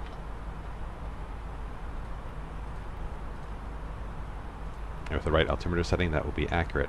Since it's a wet runway, we will do a full flap configuration landing. I know it's nice and long, but don't want to play games when the runway may be a little contaminated. So that is that. That's that decision. Although, if you've flown with me enough, you know I like to do flap 3 landings, because you know what? It's just fun to do something a little different. I like the idea of saving gas. It's also a faster approach, so it's a bit more challenging, just slightly different sight picture out the window. A bit more exciting, but we got rain, so. All right, yeah. So we're doing top hat. I gotta wait for myself. From there, we go to the fuel prediction page, and we're still looking good for our destination and our alternate. And secondary flight plan is in op, so that is it. We are set for arrival on the McDo. Let's finish our briefing, though, right? So we need to brief the missed approach. Well, actually, let's brief the approach end to end. That is the right way to do it. So the star begins at Powell. For us, we'll fly Powell towards Quoddy. We'll already be descending at this point. Our target will be 11,000 feet at UMVUP with a max speed of 230 knots. So we'll target about 220 knots there just so that we're nice and clear of that. Then we will descend to 9,100 feet. We'll basically just follow the altitude minimums throughout for the rest of the approach just to be safe. And we'll pay attention to the speed restrictions as well. If we stay in managed descent and managed speed, we should adhere to these restrictions automatically. We'll double check that in the McDo, but there are plenty of speed restrictions here to be aware of all the way through the approach. So the final target here before we transition to the approach is 3,600 feet. And then going to the approach chart, we'll want to intercept bubble at 3,000 feet. And actually, we could look at the horizontal profile here. From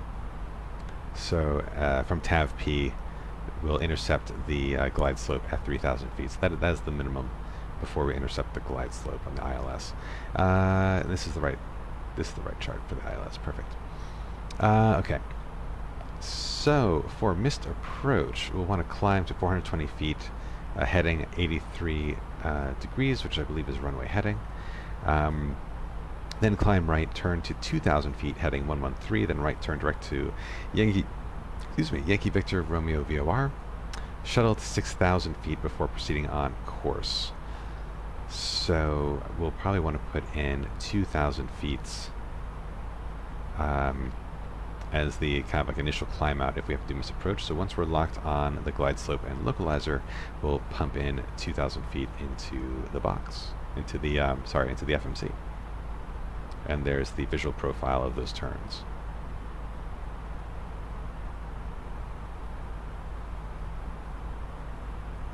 All right. Very cool. Got some PAPI lights. Pretty standard. So actually, I'm not familiar with the difference between Cat 3 Alpha, Beta, Charlie, but maybe for another time I'll look into what those all mean. Yay! Alright, so we don't want to miss our top of descent. We are getting pretty close. So we want to get the FMC prepped. We're going to put 11,000 feet right here if you're trying to figure out where I'm setting that. So altitude 11,000. And when we cross that top of descent line, we'll activate our managed descent. We'll let VNav take us down and see how that goes. You can see the difference between our calculated top of descent and the VNav top of descent is just a couple of miles. Really not that much difference at all.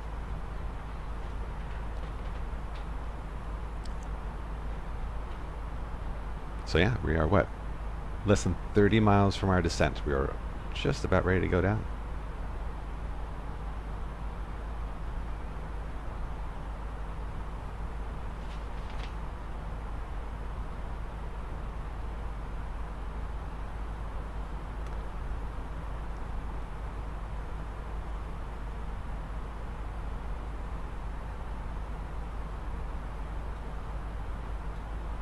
Turn on that VOR. So we're just still too far away to pick it up. We're tracking, yeah, about 150 miles from the airport, so yeah, just too far.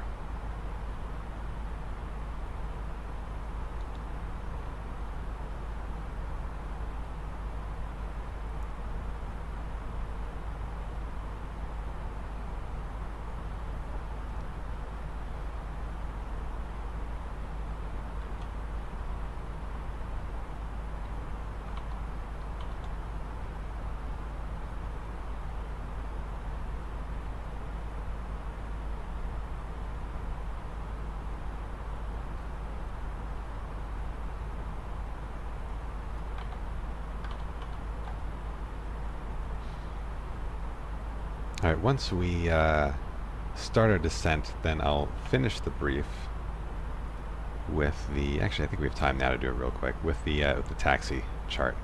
So we're coming in, runway 8 right, at least that's the plan. Nice and long runway. We'll probably get off here at Delta 3 is my guess. Maybe Delta 1 if we brake nice and hard, but it's raining. Let's call it Delta 3. So then we'll probably want to make a left turn onto Delta, and then right onto Hotel. I'm not familiar with this airport exactly. We can see chart 10-9B to see parking positions. This is technically an international flight, but if it's not obvious what the international terminal is, that is fine. But yeah, I guess we could really park anywhere.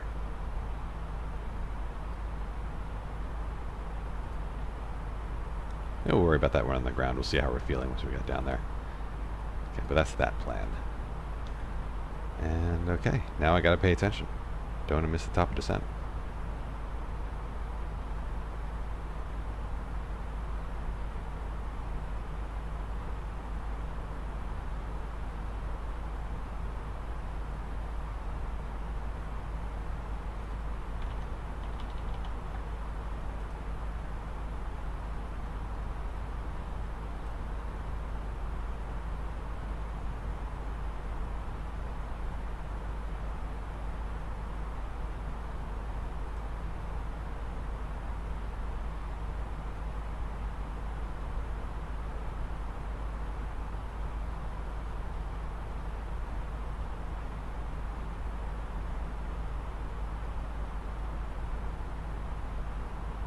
Suspense is killer, isn't it?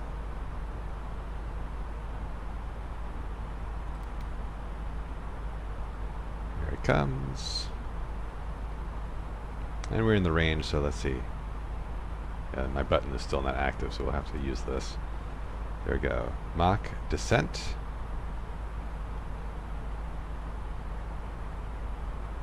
And you see the VNav operating here. So the green dot is the target for our kind of descent profile. So we're going to thrust idle. The magenta band is our speed range for VNav to kind of keep us on the descent profile. And since we're above the descent profile, you kind of see that green dot getting away from us. As you may have noticed, we have begun our initial descent down to our destination. Now would be a good time to wrap up any business you need to take care of as we prepare for our approach. If you are up, once you return to your seat, we ask that you remain seated until the aircraft arrives safely at the gate. Flight attendants, please prepare the cabin for arrival. The squiggly line tells you when you're expected to catch up with the flight profile. So once we're stabilized in our descent, we'll see how we're tracking with the green dot. And if the VNav is struggling to keep up with it, we can just use some speed brakes to help it along. Yeah, so we're about 600 feet above where it thinks we should be.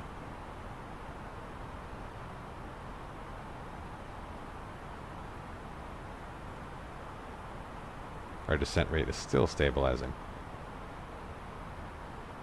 So we'll check on it in a minute. I do want to look at the flight plan and look at the... so we do have speed restrictions here as we go down. There's 230, 230, 230, 220, 220, 220. So VNav will keep us at the right speed throughout our whole approach, which is fantastic. Same thing with the altitudes. So I can actually put in 3,000 feet now, theoretically. Manage descent, and it has 10,400 feet as magenta because that is the speed, that is the altitude restriction. And as we go through our approach and the altitude restrictions shift as it does on our star chart, it should automatically permit us to go to that next level.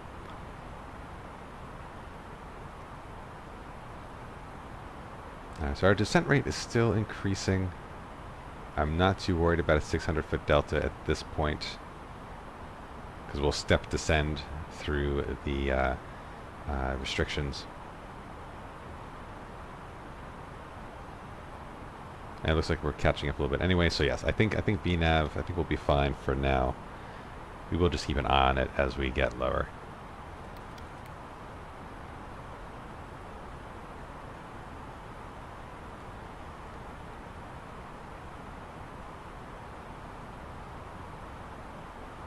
I can start seeing our star chart coming into view. Powell is the beginning of our star. And actually at this point we can go ahead and go to constraints, so we can actually see our altitude and speed constraints as they're posted on the navigation display. And we'll go to local QNH. There we go.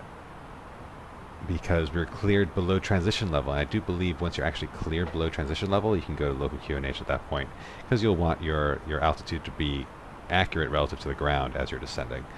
Speaking of descent, I'm going to put TCAS on below. In case there is any traffic below us, we'll detect it on the navigation display. Although a quick peek at Atlanta, it is suddenly very quiet at Vancouver. There is one plane at the gate, but otherwise things got real quiet since we took off. You know, I spoke too soon. There's a flight about to arrive from London. It's another hardcore simmer. London to Vancouver, Jesus. Anyway. Alright, so yeah, we don't need to worry about the speed brakes. We're now actually below where VNav wants us to be.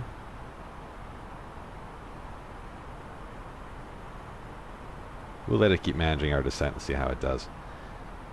But we'll flip on seatbelt signs at this point.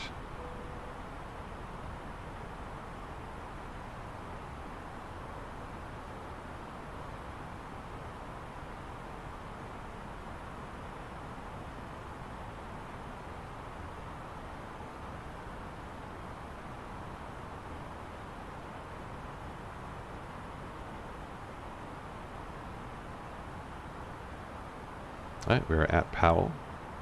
and we're in the star. We're also about to be in the clouds.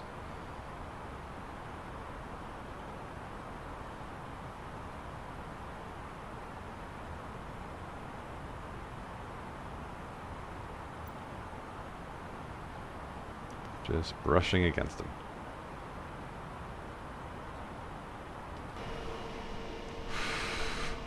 That's pretty sweet. Nothing like a nice turning shot with the sun in the background. Oh, come on. Thumbnail. Let's get a bit tighter.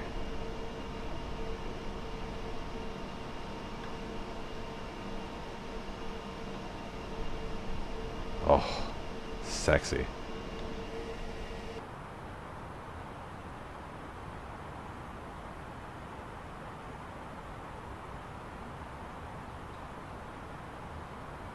Alright, let's see. We can do our approach checklist at this point since we're on the star. Briefing is confirmed. ECAM status is checked. We got some outer tank fuel transfer, which means our outer tanks are empty. We can actually confirm that on the fuel page. Or no, sorry, that's not the empty, but we're now using the fuel in the outer tanks. And you can see here they're transferring in now. Okay, but yeah, ECAM status is checked. Landing distance is confirmed, so we'll do low braking. It's a nice long runway. Seatbelts are on, bow ref is set, minimums are set, and engine mode will be a normal for the approach. Approach checklist complete.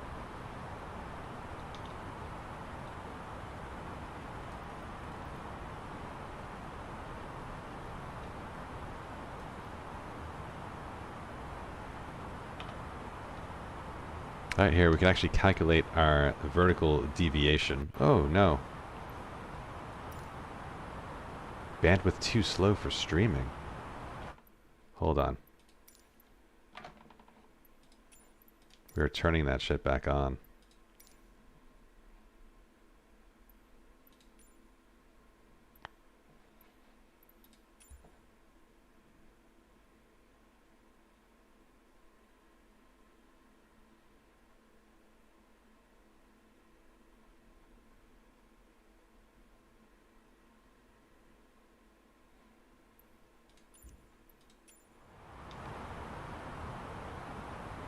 Not allowing that. We want the photogrammetry, people. I will just double check my Wi-Fi here, just to make sure we are good.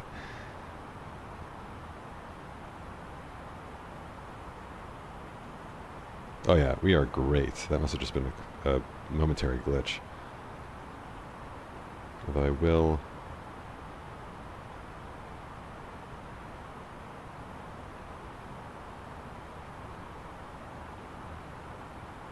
prioritize my desktop.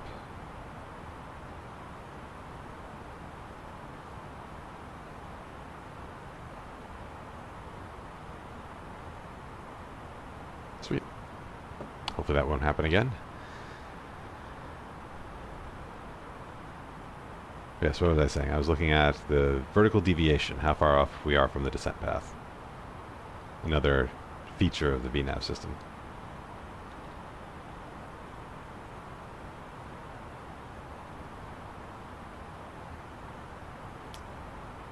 Reduce the brightness of the screens a little bit, because as it gets darker outside, you can see the screens get a bit brighter in relative contrast.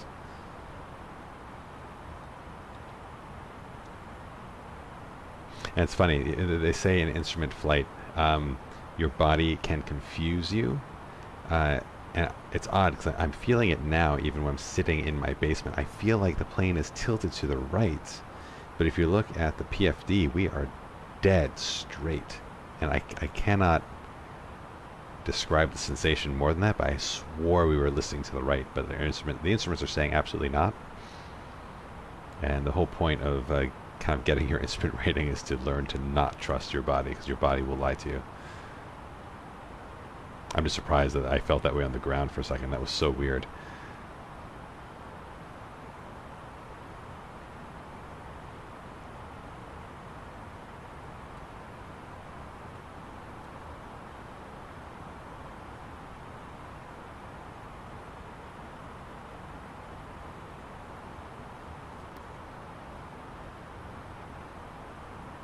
Alright, 10 miles to Cody, and we're still nice and high.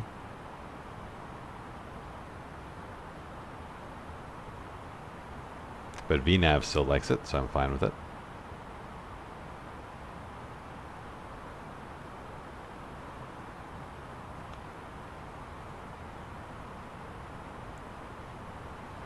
Now looking at the METAR,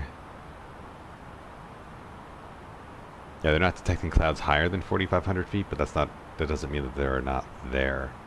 So I'm not sure when we'll break out of this layer, but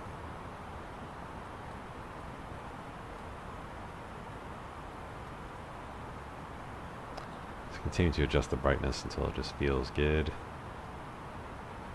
Oh, break through the clouds a little bit there.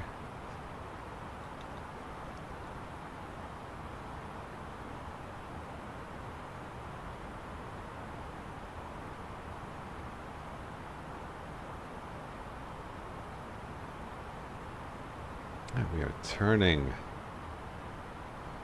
The new altitude restriction is 10,000 feet, and that's reflected here in the PFD. Even though our selected altitude is 3,000 feet, which is our intercept for the glide slope.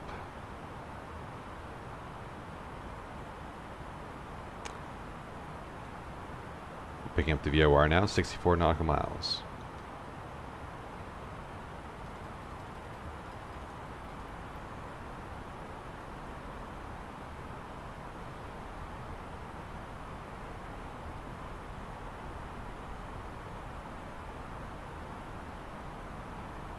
Hey, Cass, how long? How are you? It's been a while. It has been a while. I have not streamed since I last saw you. Last time I was going on that business trip. I went on that business trip, I came back, and then just life got absolutely nuts. I've been like working late every night this week, just haven't been able to get any time to myself. But tonight, I have a big presentation in the morning. But like tonight, I'm just like, you know what? I need to chill. I need to relax. I need to get off that crazy train. So here I am. How have you been?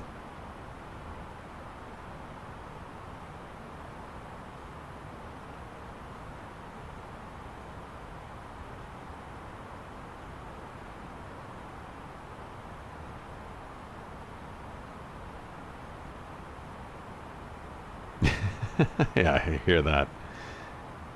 I'm trying to interpret what this descent phase marker means. I wonder if it's because of this discontinuity. Let me just check. Yeah, our decel point's coming up quick.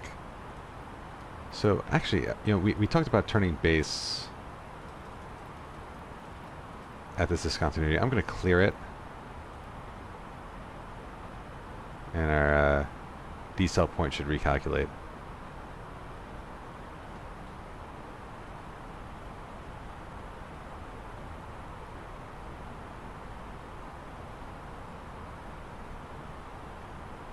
Oh geez, sorry about that.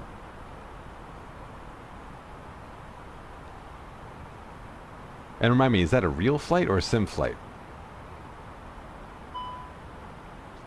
What the hell was that? Master caution.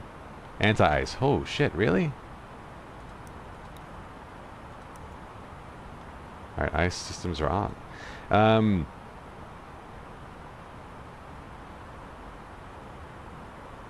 Oh god. What kind of pitch control problems were you having? Like actual malfunctions, or were you just... That sounds terrifying. To answer your less scary question, we're heading to Vancouver today.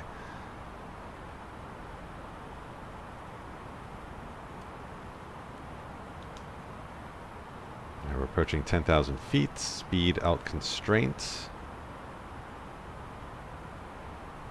It was bumping a lot upwards. And was that from the weather? Was it from winds? Or was it just the plane?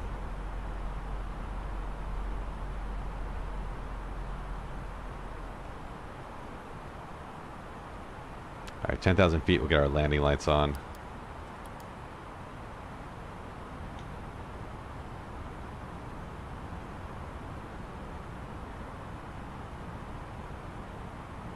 We're slowing down 230 knots.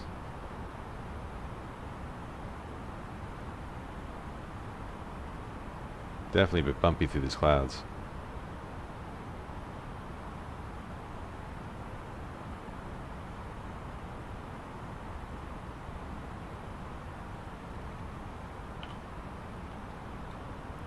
tighter on this view here.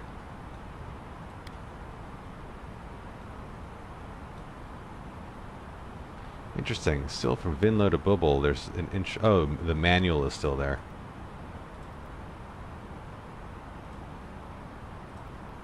That looks better.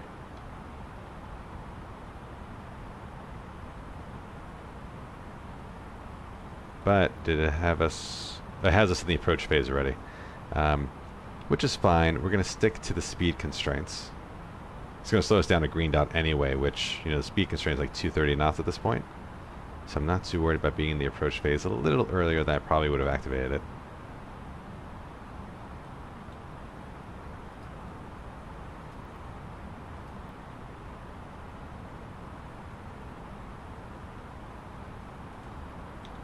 Speed all constraint.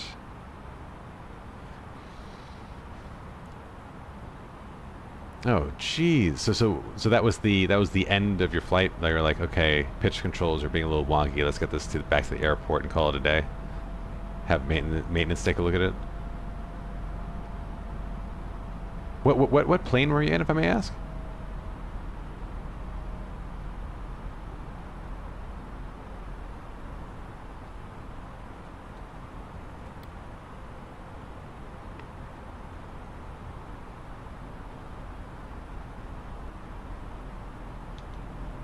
Alright, let's get a little preview of what our upcoming restrictions are. Yeah, so we basically stay at green dot all the way to Menpu. Might add like a couple minutes to our flight time, but not too bad.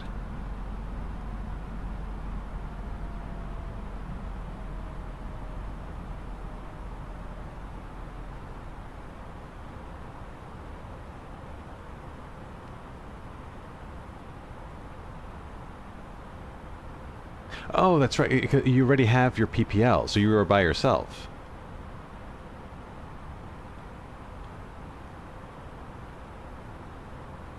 Well, I'm glad to hear you made the safe decision. I'm guessing the rule of thumb: whenever you're in doubt, land the plane.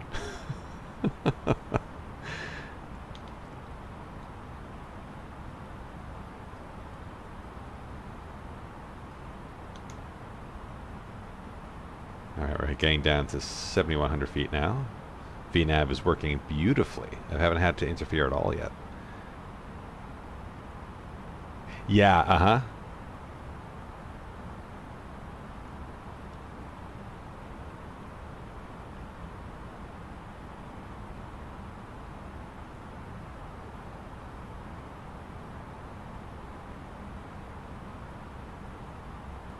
Oh yeah, so we took off from Ketchikan, which is where we landed last time. We're on our way to Vancouver.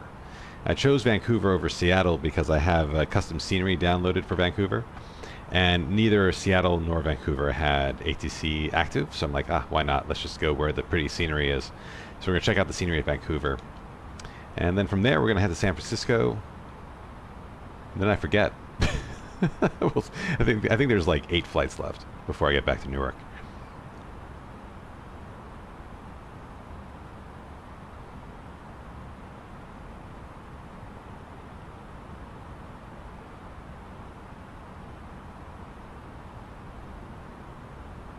So we're leveling off at 7,000.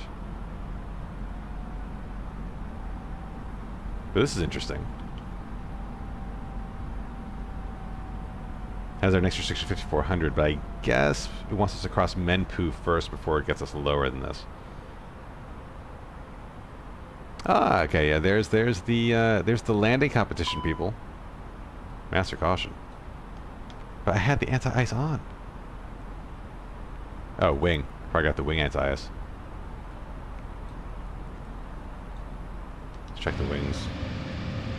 Can you actually see ice accumulate? You can. Look at that. Friggin' A, man. So cool.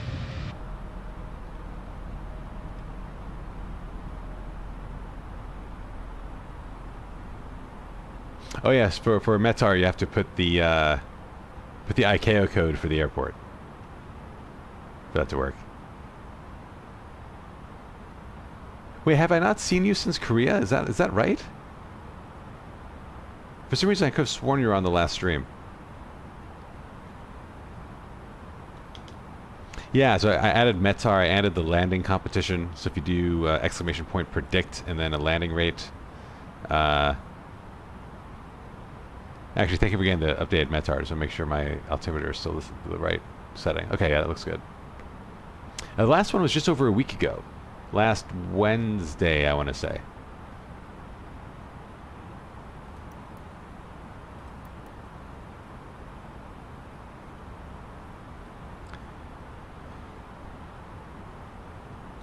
Okay, we're getting some rain now. What's the temperature? Okay, so ice should not be an issue. Yeah, the last one was Anchorage to Ketchikan.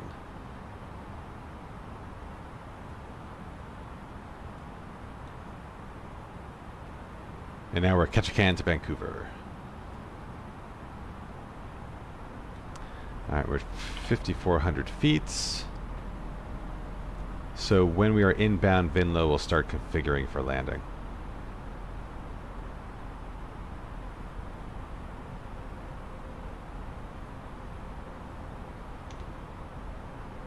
Some random breaks and clouds there. Look at that.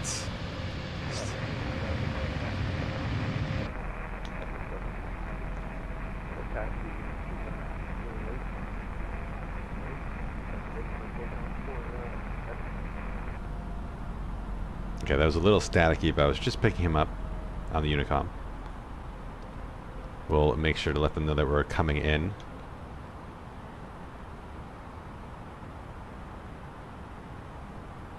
To runway 8 right.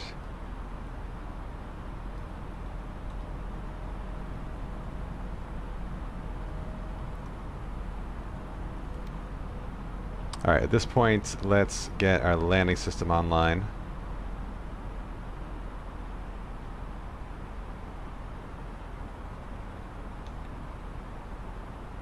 Oh yeah, big fan of Alaska Airlines. I flew Alaska Airlines last week to Seattle, funnily enough. I think it's a great airline.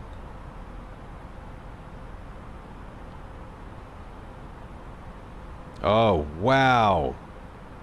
Yes.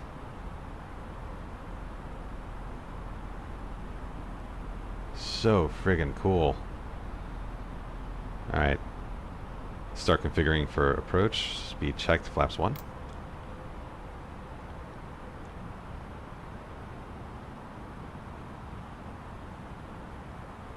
Yeah, this. Yes, this is why we pay money for this simulator. This is why. Wow, wow, wow, wow. We are breaking through. Look at this. Come on. All right, the sun thing, that's a little weird, but otherwise, this is so good. I'm constantly changing the brightness of these displays. We're picking up the ILS now, but we won't activate approach until we're lined up with the runway course. So we're on our downwind now. When we turn base, we'll go to flaps 2. We are at the current constraint. We haven't had to worry about the altitude this whole approach. It's just we're letting VNAV do it for us, and it's been doing a great job. Like, look at this. Speed restriction we're fine with, and altitude restriction is 3,600 or above. And when we turn from Vinlo, it'll take us down to 3,000. There we go, and that was our selected altitude. That's our intercept.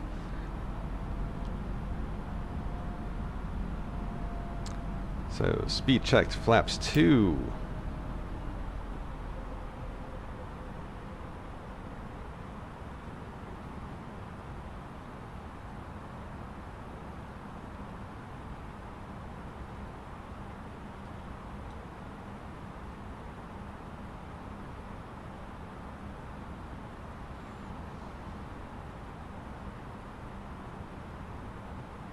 Alright, oh, this is going to be pretty, guys.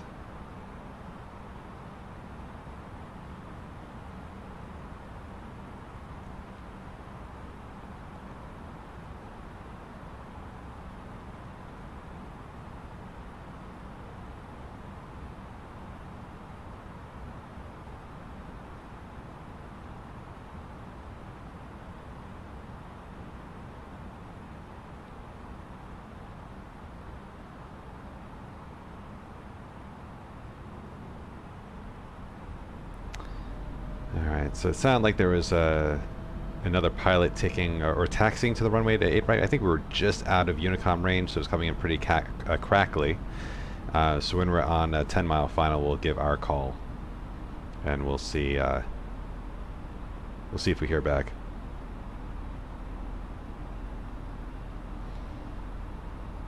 Yeah, no. Unfortunately, PC is always going to be a bit step ahead of the consoles.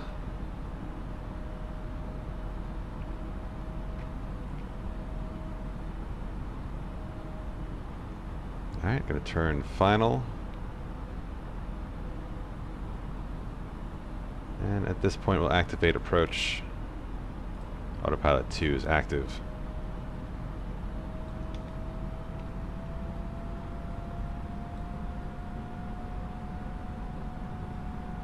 Cat 3 dual.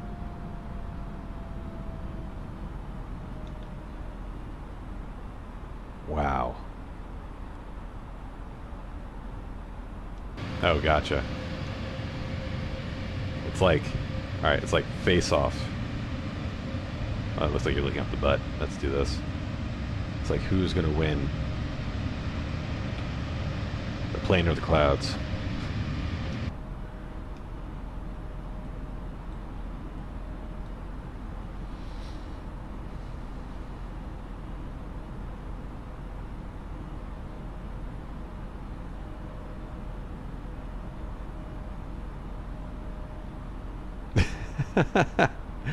Yep. This is why I relegate myself to the basement.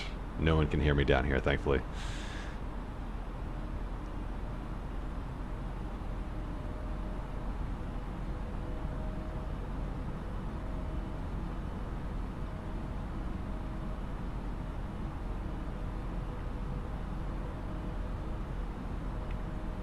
Alright, the glide slope is starting to come in.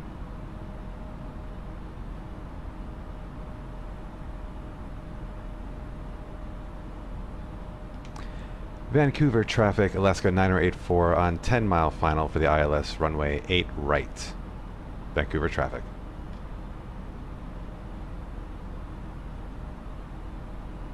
Gear down. Lights on. Flight attendants, please prepare for landing. Vancouver traffic, 9248. 3000 heading to Okay, so he is clear.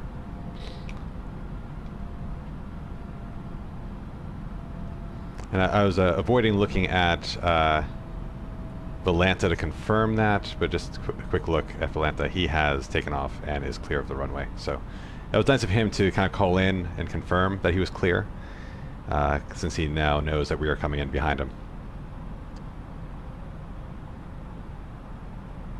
All right, glide slope, Loke, we are locked in.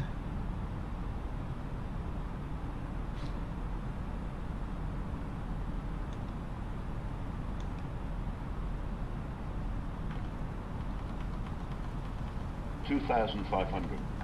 Get your landing predictions in, folks. And oh, I'm definitely not going to auto land this. Well, it will depend on whether I have visual of the runway at minimums. So we'll see. I don't think the ceiling is that high. But radio altimeter is alive. Speed checked, flaps 3. I never like to auto land if I don't have to, but again, if you can't see the runway and you're at minimums, you don't really have a choice.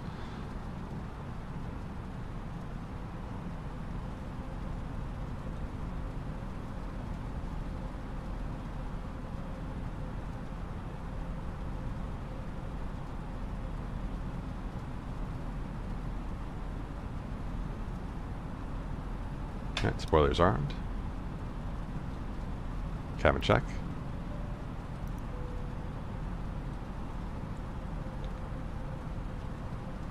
Flaps full. Landing checklist. Cabin crews advised. Auto throttles on. Speed. Auto brake is on low. Ecam memo landing. No blue. Landing checklist is complete. We just gotta wait for a visual of the runway. That's the next step.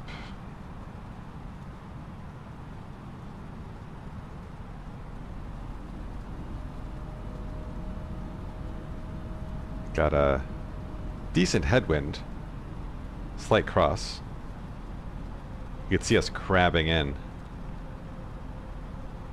I have not practiced crosswinds in a while. We'll see if my my rudder skills are still up to snuff.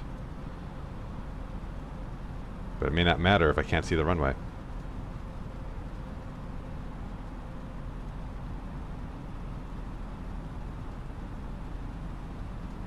That Metar said light rain.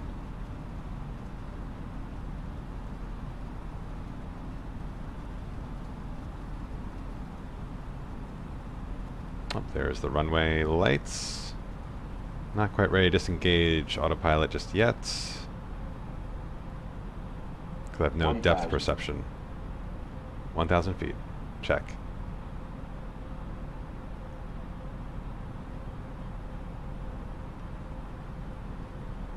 Overcast at 3,000. Bull. Bull, bull, bull, bull. Alright, I think that's fine. At 500, we'll disengage the autopilot.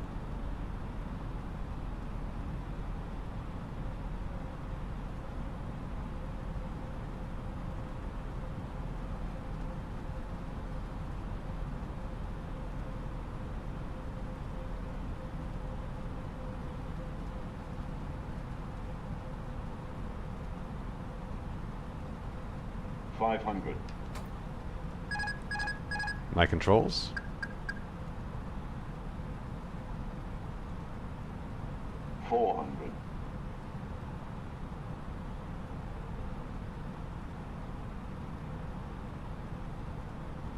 $300.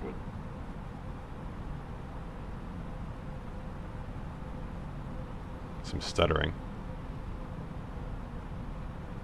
200. 100 above. Continue. 100.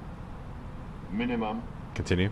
50, 40, 30, 20. Retard. Oh, that was not good, guys. 5. That was a bounce and a terrible flare. Oh my god. Reverse thrust. Decel. 70 knots. Oh, Christ. That was real bad, folks. That was real bad. I'm out of practice. That's my excuse.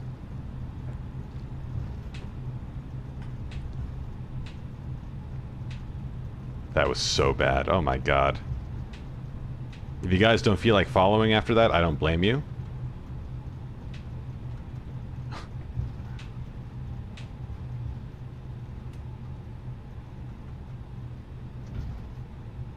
Thanks. Thanks, Cass.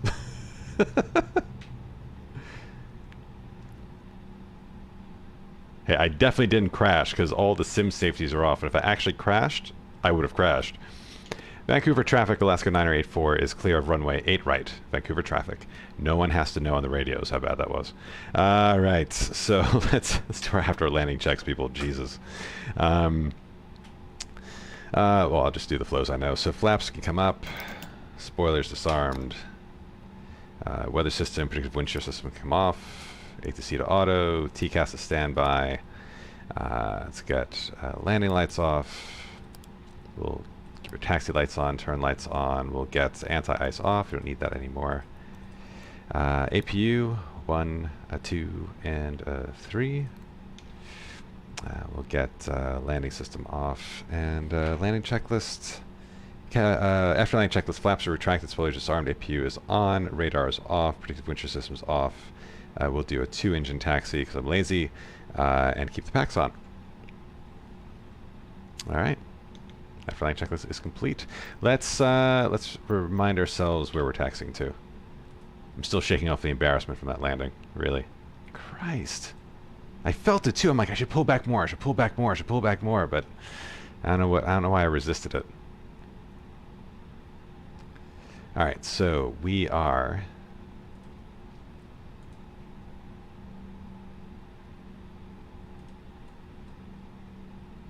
Okay, we are here at Delta 1. We'll make a double left turn onto Delta and then a right onto Hotel. And then off Hotel, where should we? We should get like a little tour of this airport since it is the payware. So down hotel. Let's go down Juliet's. And let's see.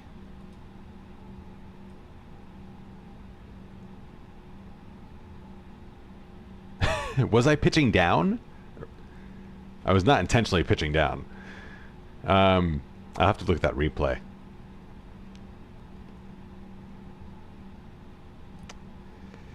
Let's let's do the long way. Let's go Hotel de Victor. No, actually, screw that. We'll go to Hotel Juliet. We'll follow Juliet down all the way, and we'll park. Let's go to 72. We'll round it just so we can get a good look at the airport. All right. Let's go. Let's put this experience behind us as quickly as possible, eh?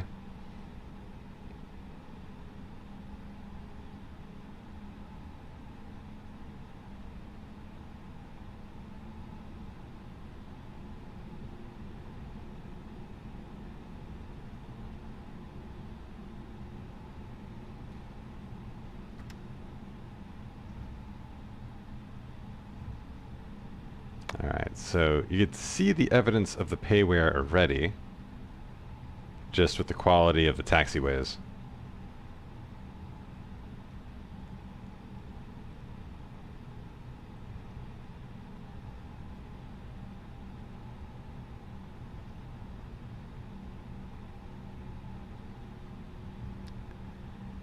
Alright, so we're on Delta, it's hotel.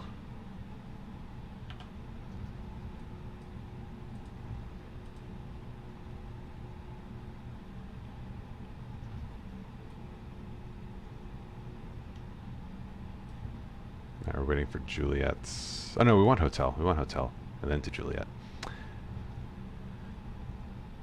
Overall, nice trip. Yes, thank you for the compliment after that, after that landing. I have not done Norway yet. I have not done Norway, but I'm sure it's stunning. All right, let's get some exterior shots here. It's pretty clean looking. It's a huge airport.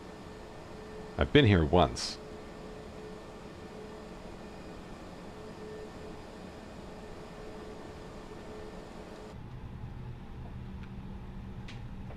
I missed the signage. You can tell this is that can't be Juliet. This must be Juliet coming up. Yep, Juliet next right. I really appreciate when the taxi signs are well done, because I find the procedural airports, the taxi signs are just impossible to read from a distance.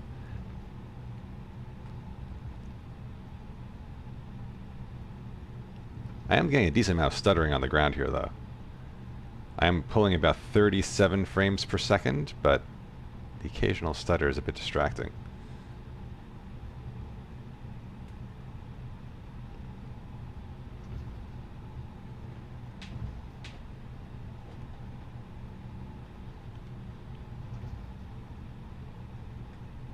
Nice detail. You can tell there are no interiors, but I'm kind of fine with that because the interiors, I think, are just a performance suck, and I'm not sure how much it really adds to the experience, honestly. Alright, once we get stable on Juliet here, we'll take some more exterior shots. There's a terminal up there that looks like it could have interiors, just kind of the nature of the windows there.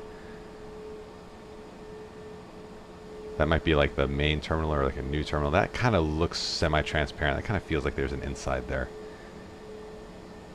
So around the corner, we'll see if there's anything notable to see around the corner, and if not, maybe we'll just park at this terminal and see if we can take a peek inside. Oh, I'm strobing all over the place. That's better.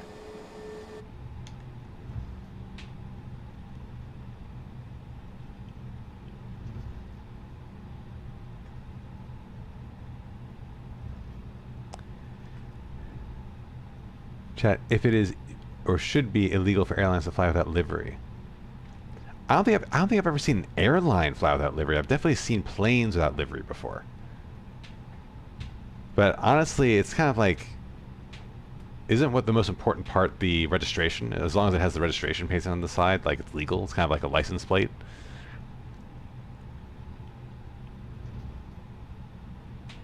But am I an authority on this? Absolutely not.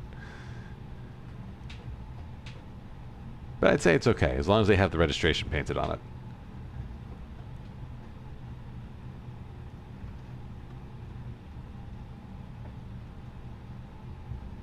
Alright, let's turn here.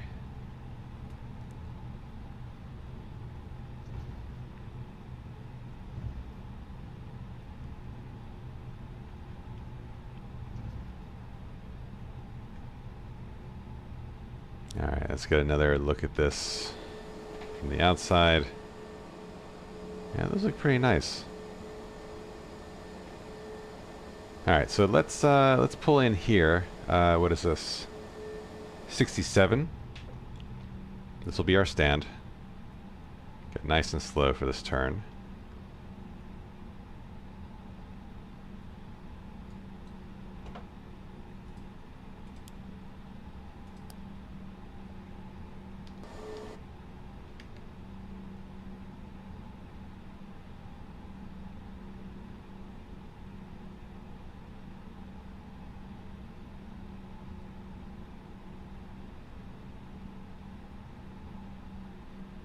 Alright. That looks pretty bang on. I will cheat and go outside real quick just so, you know, there's no marshal to get us in. So I want to make sure we're stopping at the appropriate stoppage point. A330, where's the 20? There's the 20. I always love this. This is like a really nice touch when they actually have the wheel markers.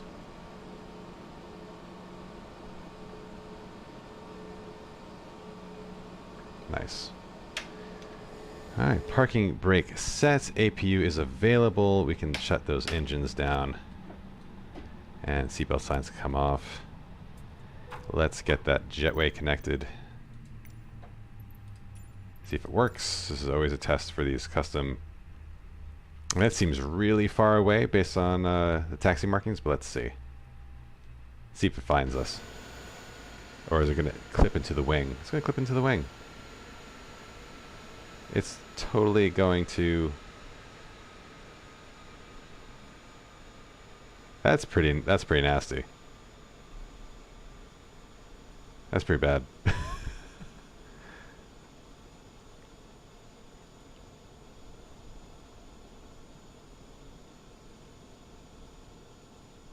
Oh, Bulgaria Airlines. Interesting. I wonder.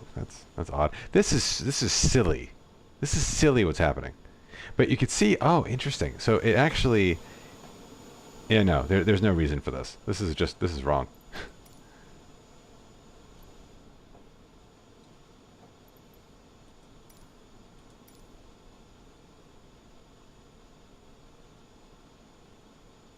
And then the lights turned on. This is weird.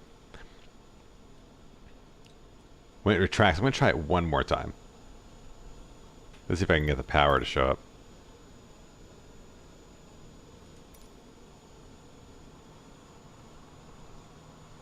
Yeah, like the whole thing came out. I may have just chosen a broken stand. Let's see. Let's try it one more time.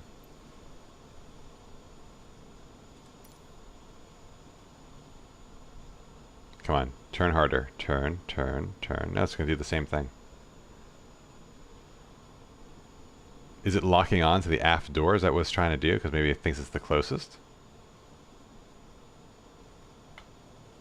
All right. Well, this is a thumbs down for this part of the airport. But let's finish up inside the airplane, and then we'll take a drone tour of this airport and kind of take a look at the different elements here. So let's start shutting things down. If I remember how to shut things down. All right, so flight director, constraints, all these can come off. Turn off the engine timer, 1 hour and 49 minutes of engine time approximately. Let's get to the overhead and shut down the IRSs. Get crew supply off. External power is right. Oh, we never shut it down, so it was automatically on. So we can get the APU off. Overhead lights come off. Get these lights off, off. Beacons off. Strobe off. Do nav and logo now as well. Why not? Pumps can come off. And let's do parking check. Let's make sure I got everything. APU bleed is off, because APU is off. Engines are off, seatbelts are off, external lights are off, fuel pumps are off. Parking brake is on. Parking checklist is complete, so let's secure the aircraft. We've got the rest of the things turned down.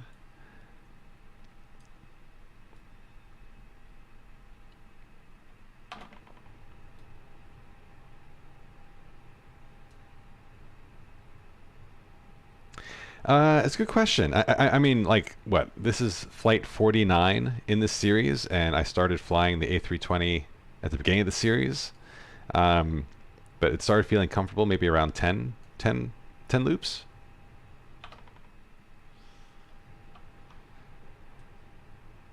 But there's still like subtle improvements all the time. But again, it's been over a week, so I'm feeling like super rusty. Alright, that is all good. So securing the aircraft, brake temperatures, we don't need to check it. IRSs are off, oxygen's off, AP bleeds off, emergency exit lights are off, signs and no smoking signs are off. APU and battery, well, battery is on, but APU is off. And I guess at this point, nothing to do but shut down external power and get those batteries off and back to cold and dark. Yay! Yay, we have made it to yet another destination to get the electronic flight bag off. Bye bye bye bye bye. There we go. And now let's drone around. And look, it's clearing up. The rain has stopped. I'm going to blame the rain on that landing. Why not? Okay, so let's get the drone speed up so we can tour this at a nice clip. Ground ourselves. Okay, so let's go touring. So first stop, let's check out the interior here. Yeah, they've definitely modeled this interior, which I always find entertaining. Oh, look, there's a mom and her son. That's very cute. Tim Hortons. So it is actually location appropriate. Look at that. Thinking Canada. Oh, dude, this is awesome. There's more. There's multiple Tim Hortons, and there's a Canadian store. Oh, this is just delightful. So they definitely put this in here with the intent for people to go in and tour around, because otherwise, why even bother? Oh, there's a Burger King. But seriously, if you're in Canada and you got a Burger King and a Tim Hortons, a Burger King or a Tim Hortons, you're definitely going to Tim Hortons. And look at all these people lined up. They are all lined up for the freaking Tim Hortons. They're not lining up for Burger King. Jesus. All right.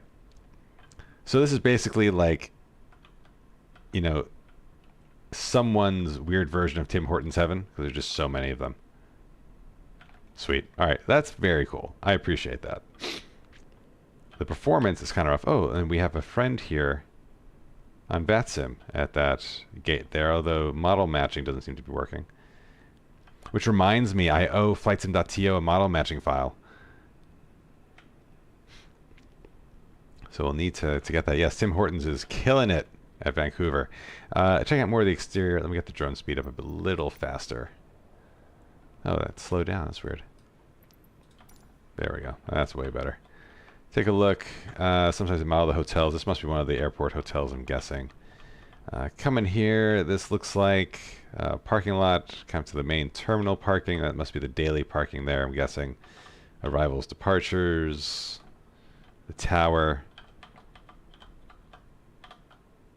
Tower is nice and transparent glass, but there's nothing modeled inside. Oh, but that radar is a nice touch.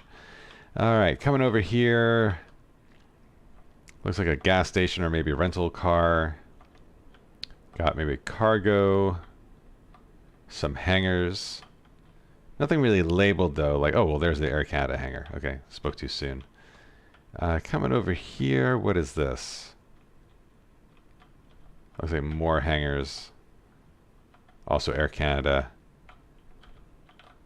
MTU, what's this? Don't know what that is, but that's a nice detail regardless. So yeah, so it's pretty nice. It's large. I mean, let's get a nice zoom out. Oh, well, we're already getting to the clouds. I mean, it's a big airport. There's plenty of runways.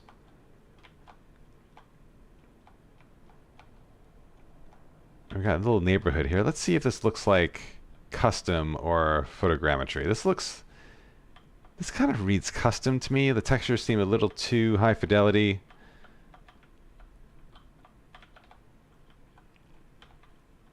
Kind of as we get closer to Vancouver City, yeah, it doesn't seem to be quite as polished. Where is downtown Vancouver from here?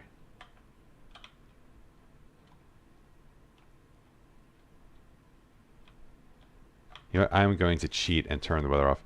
What do you find funny? I've not checked out. Is it bad?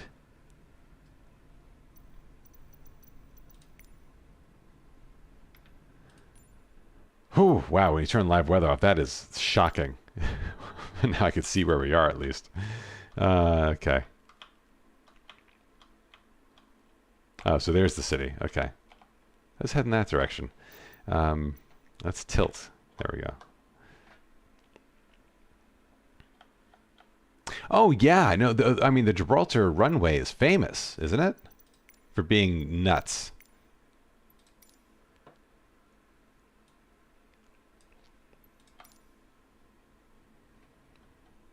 I'm going to come in low. Let's check out the neighborhoods here. This is actually really nicely done. This looks so real.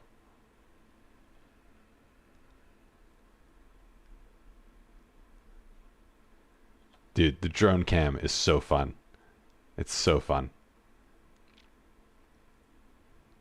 The real test of skyscrapers, though, I find a lot of, even the photogrammetry cities, the skyscrapers just appear dull. The details are just a little weird. You kind of see what I mean. Like if you get up and close, like it doesn't look great, but I mean they're not meant to be seen from that close. But from here, just the fact that every single building is modeled and rendered, that is just such an insane accomplishment technologically. Like I'm just so impressed by that all the time. And I mean, it looks like Vancouver. This is how I remember Vancouver looking when I visited there. Now, geez, it must be like 8 years ago. It was made the last time I was there. A little cruise ship detail. Nuts. Yeah, so this is all stock with the game. The actual payware is the airport itself. I'm going to hit the 5 key and we're going to go flying back there. But yeah, this is the actual payware scenery of the airport.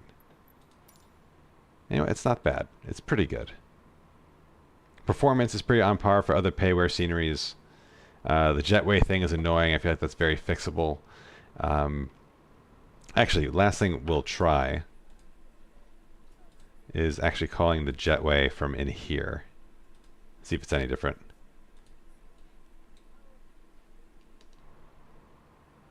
Will it do it?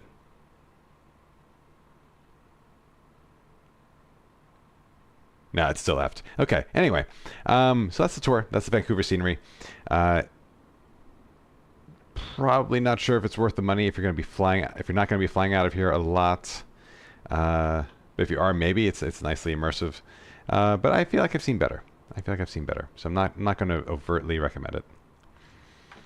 All right, guys. Well, I think that's it. That was a solid flight back. Way to get back on that horse with a terrible landing, but we'll work on that on the next one. We'll be heading to SFO next, which is where I used to live. So that will be a fun one to kind of go back, fly into that airport as a pilot versus a passenger. But until then, no idea when that will be. Maybe it's tomorrow night. Maybe it's over the weekend. Maybe it's next week. Who knows? My schedule's been a little crazy lately. But whenever it is, I hope to see you guys there again. And as always, thank you for joining me. This has been Mike November Whiskey. Special thanks to Cass for always being a great supporter. And yeah, have a wonderful night. And see you next time.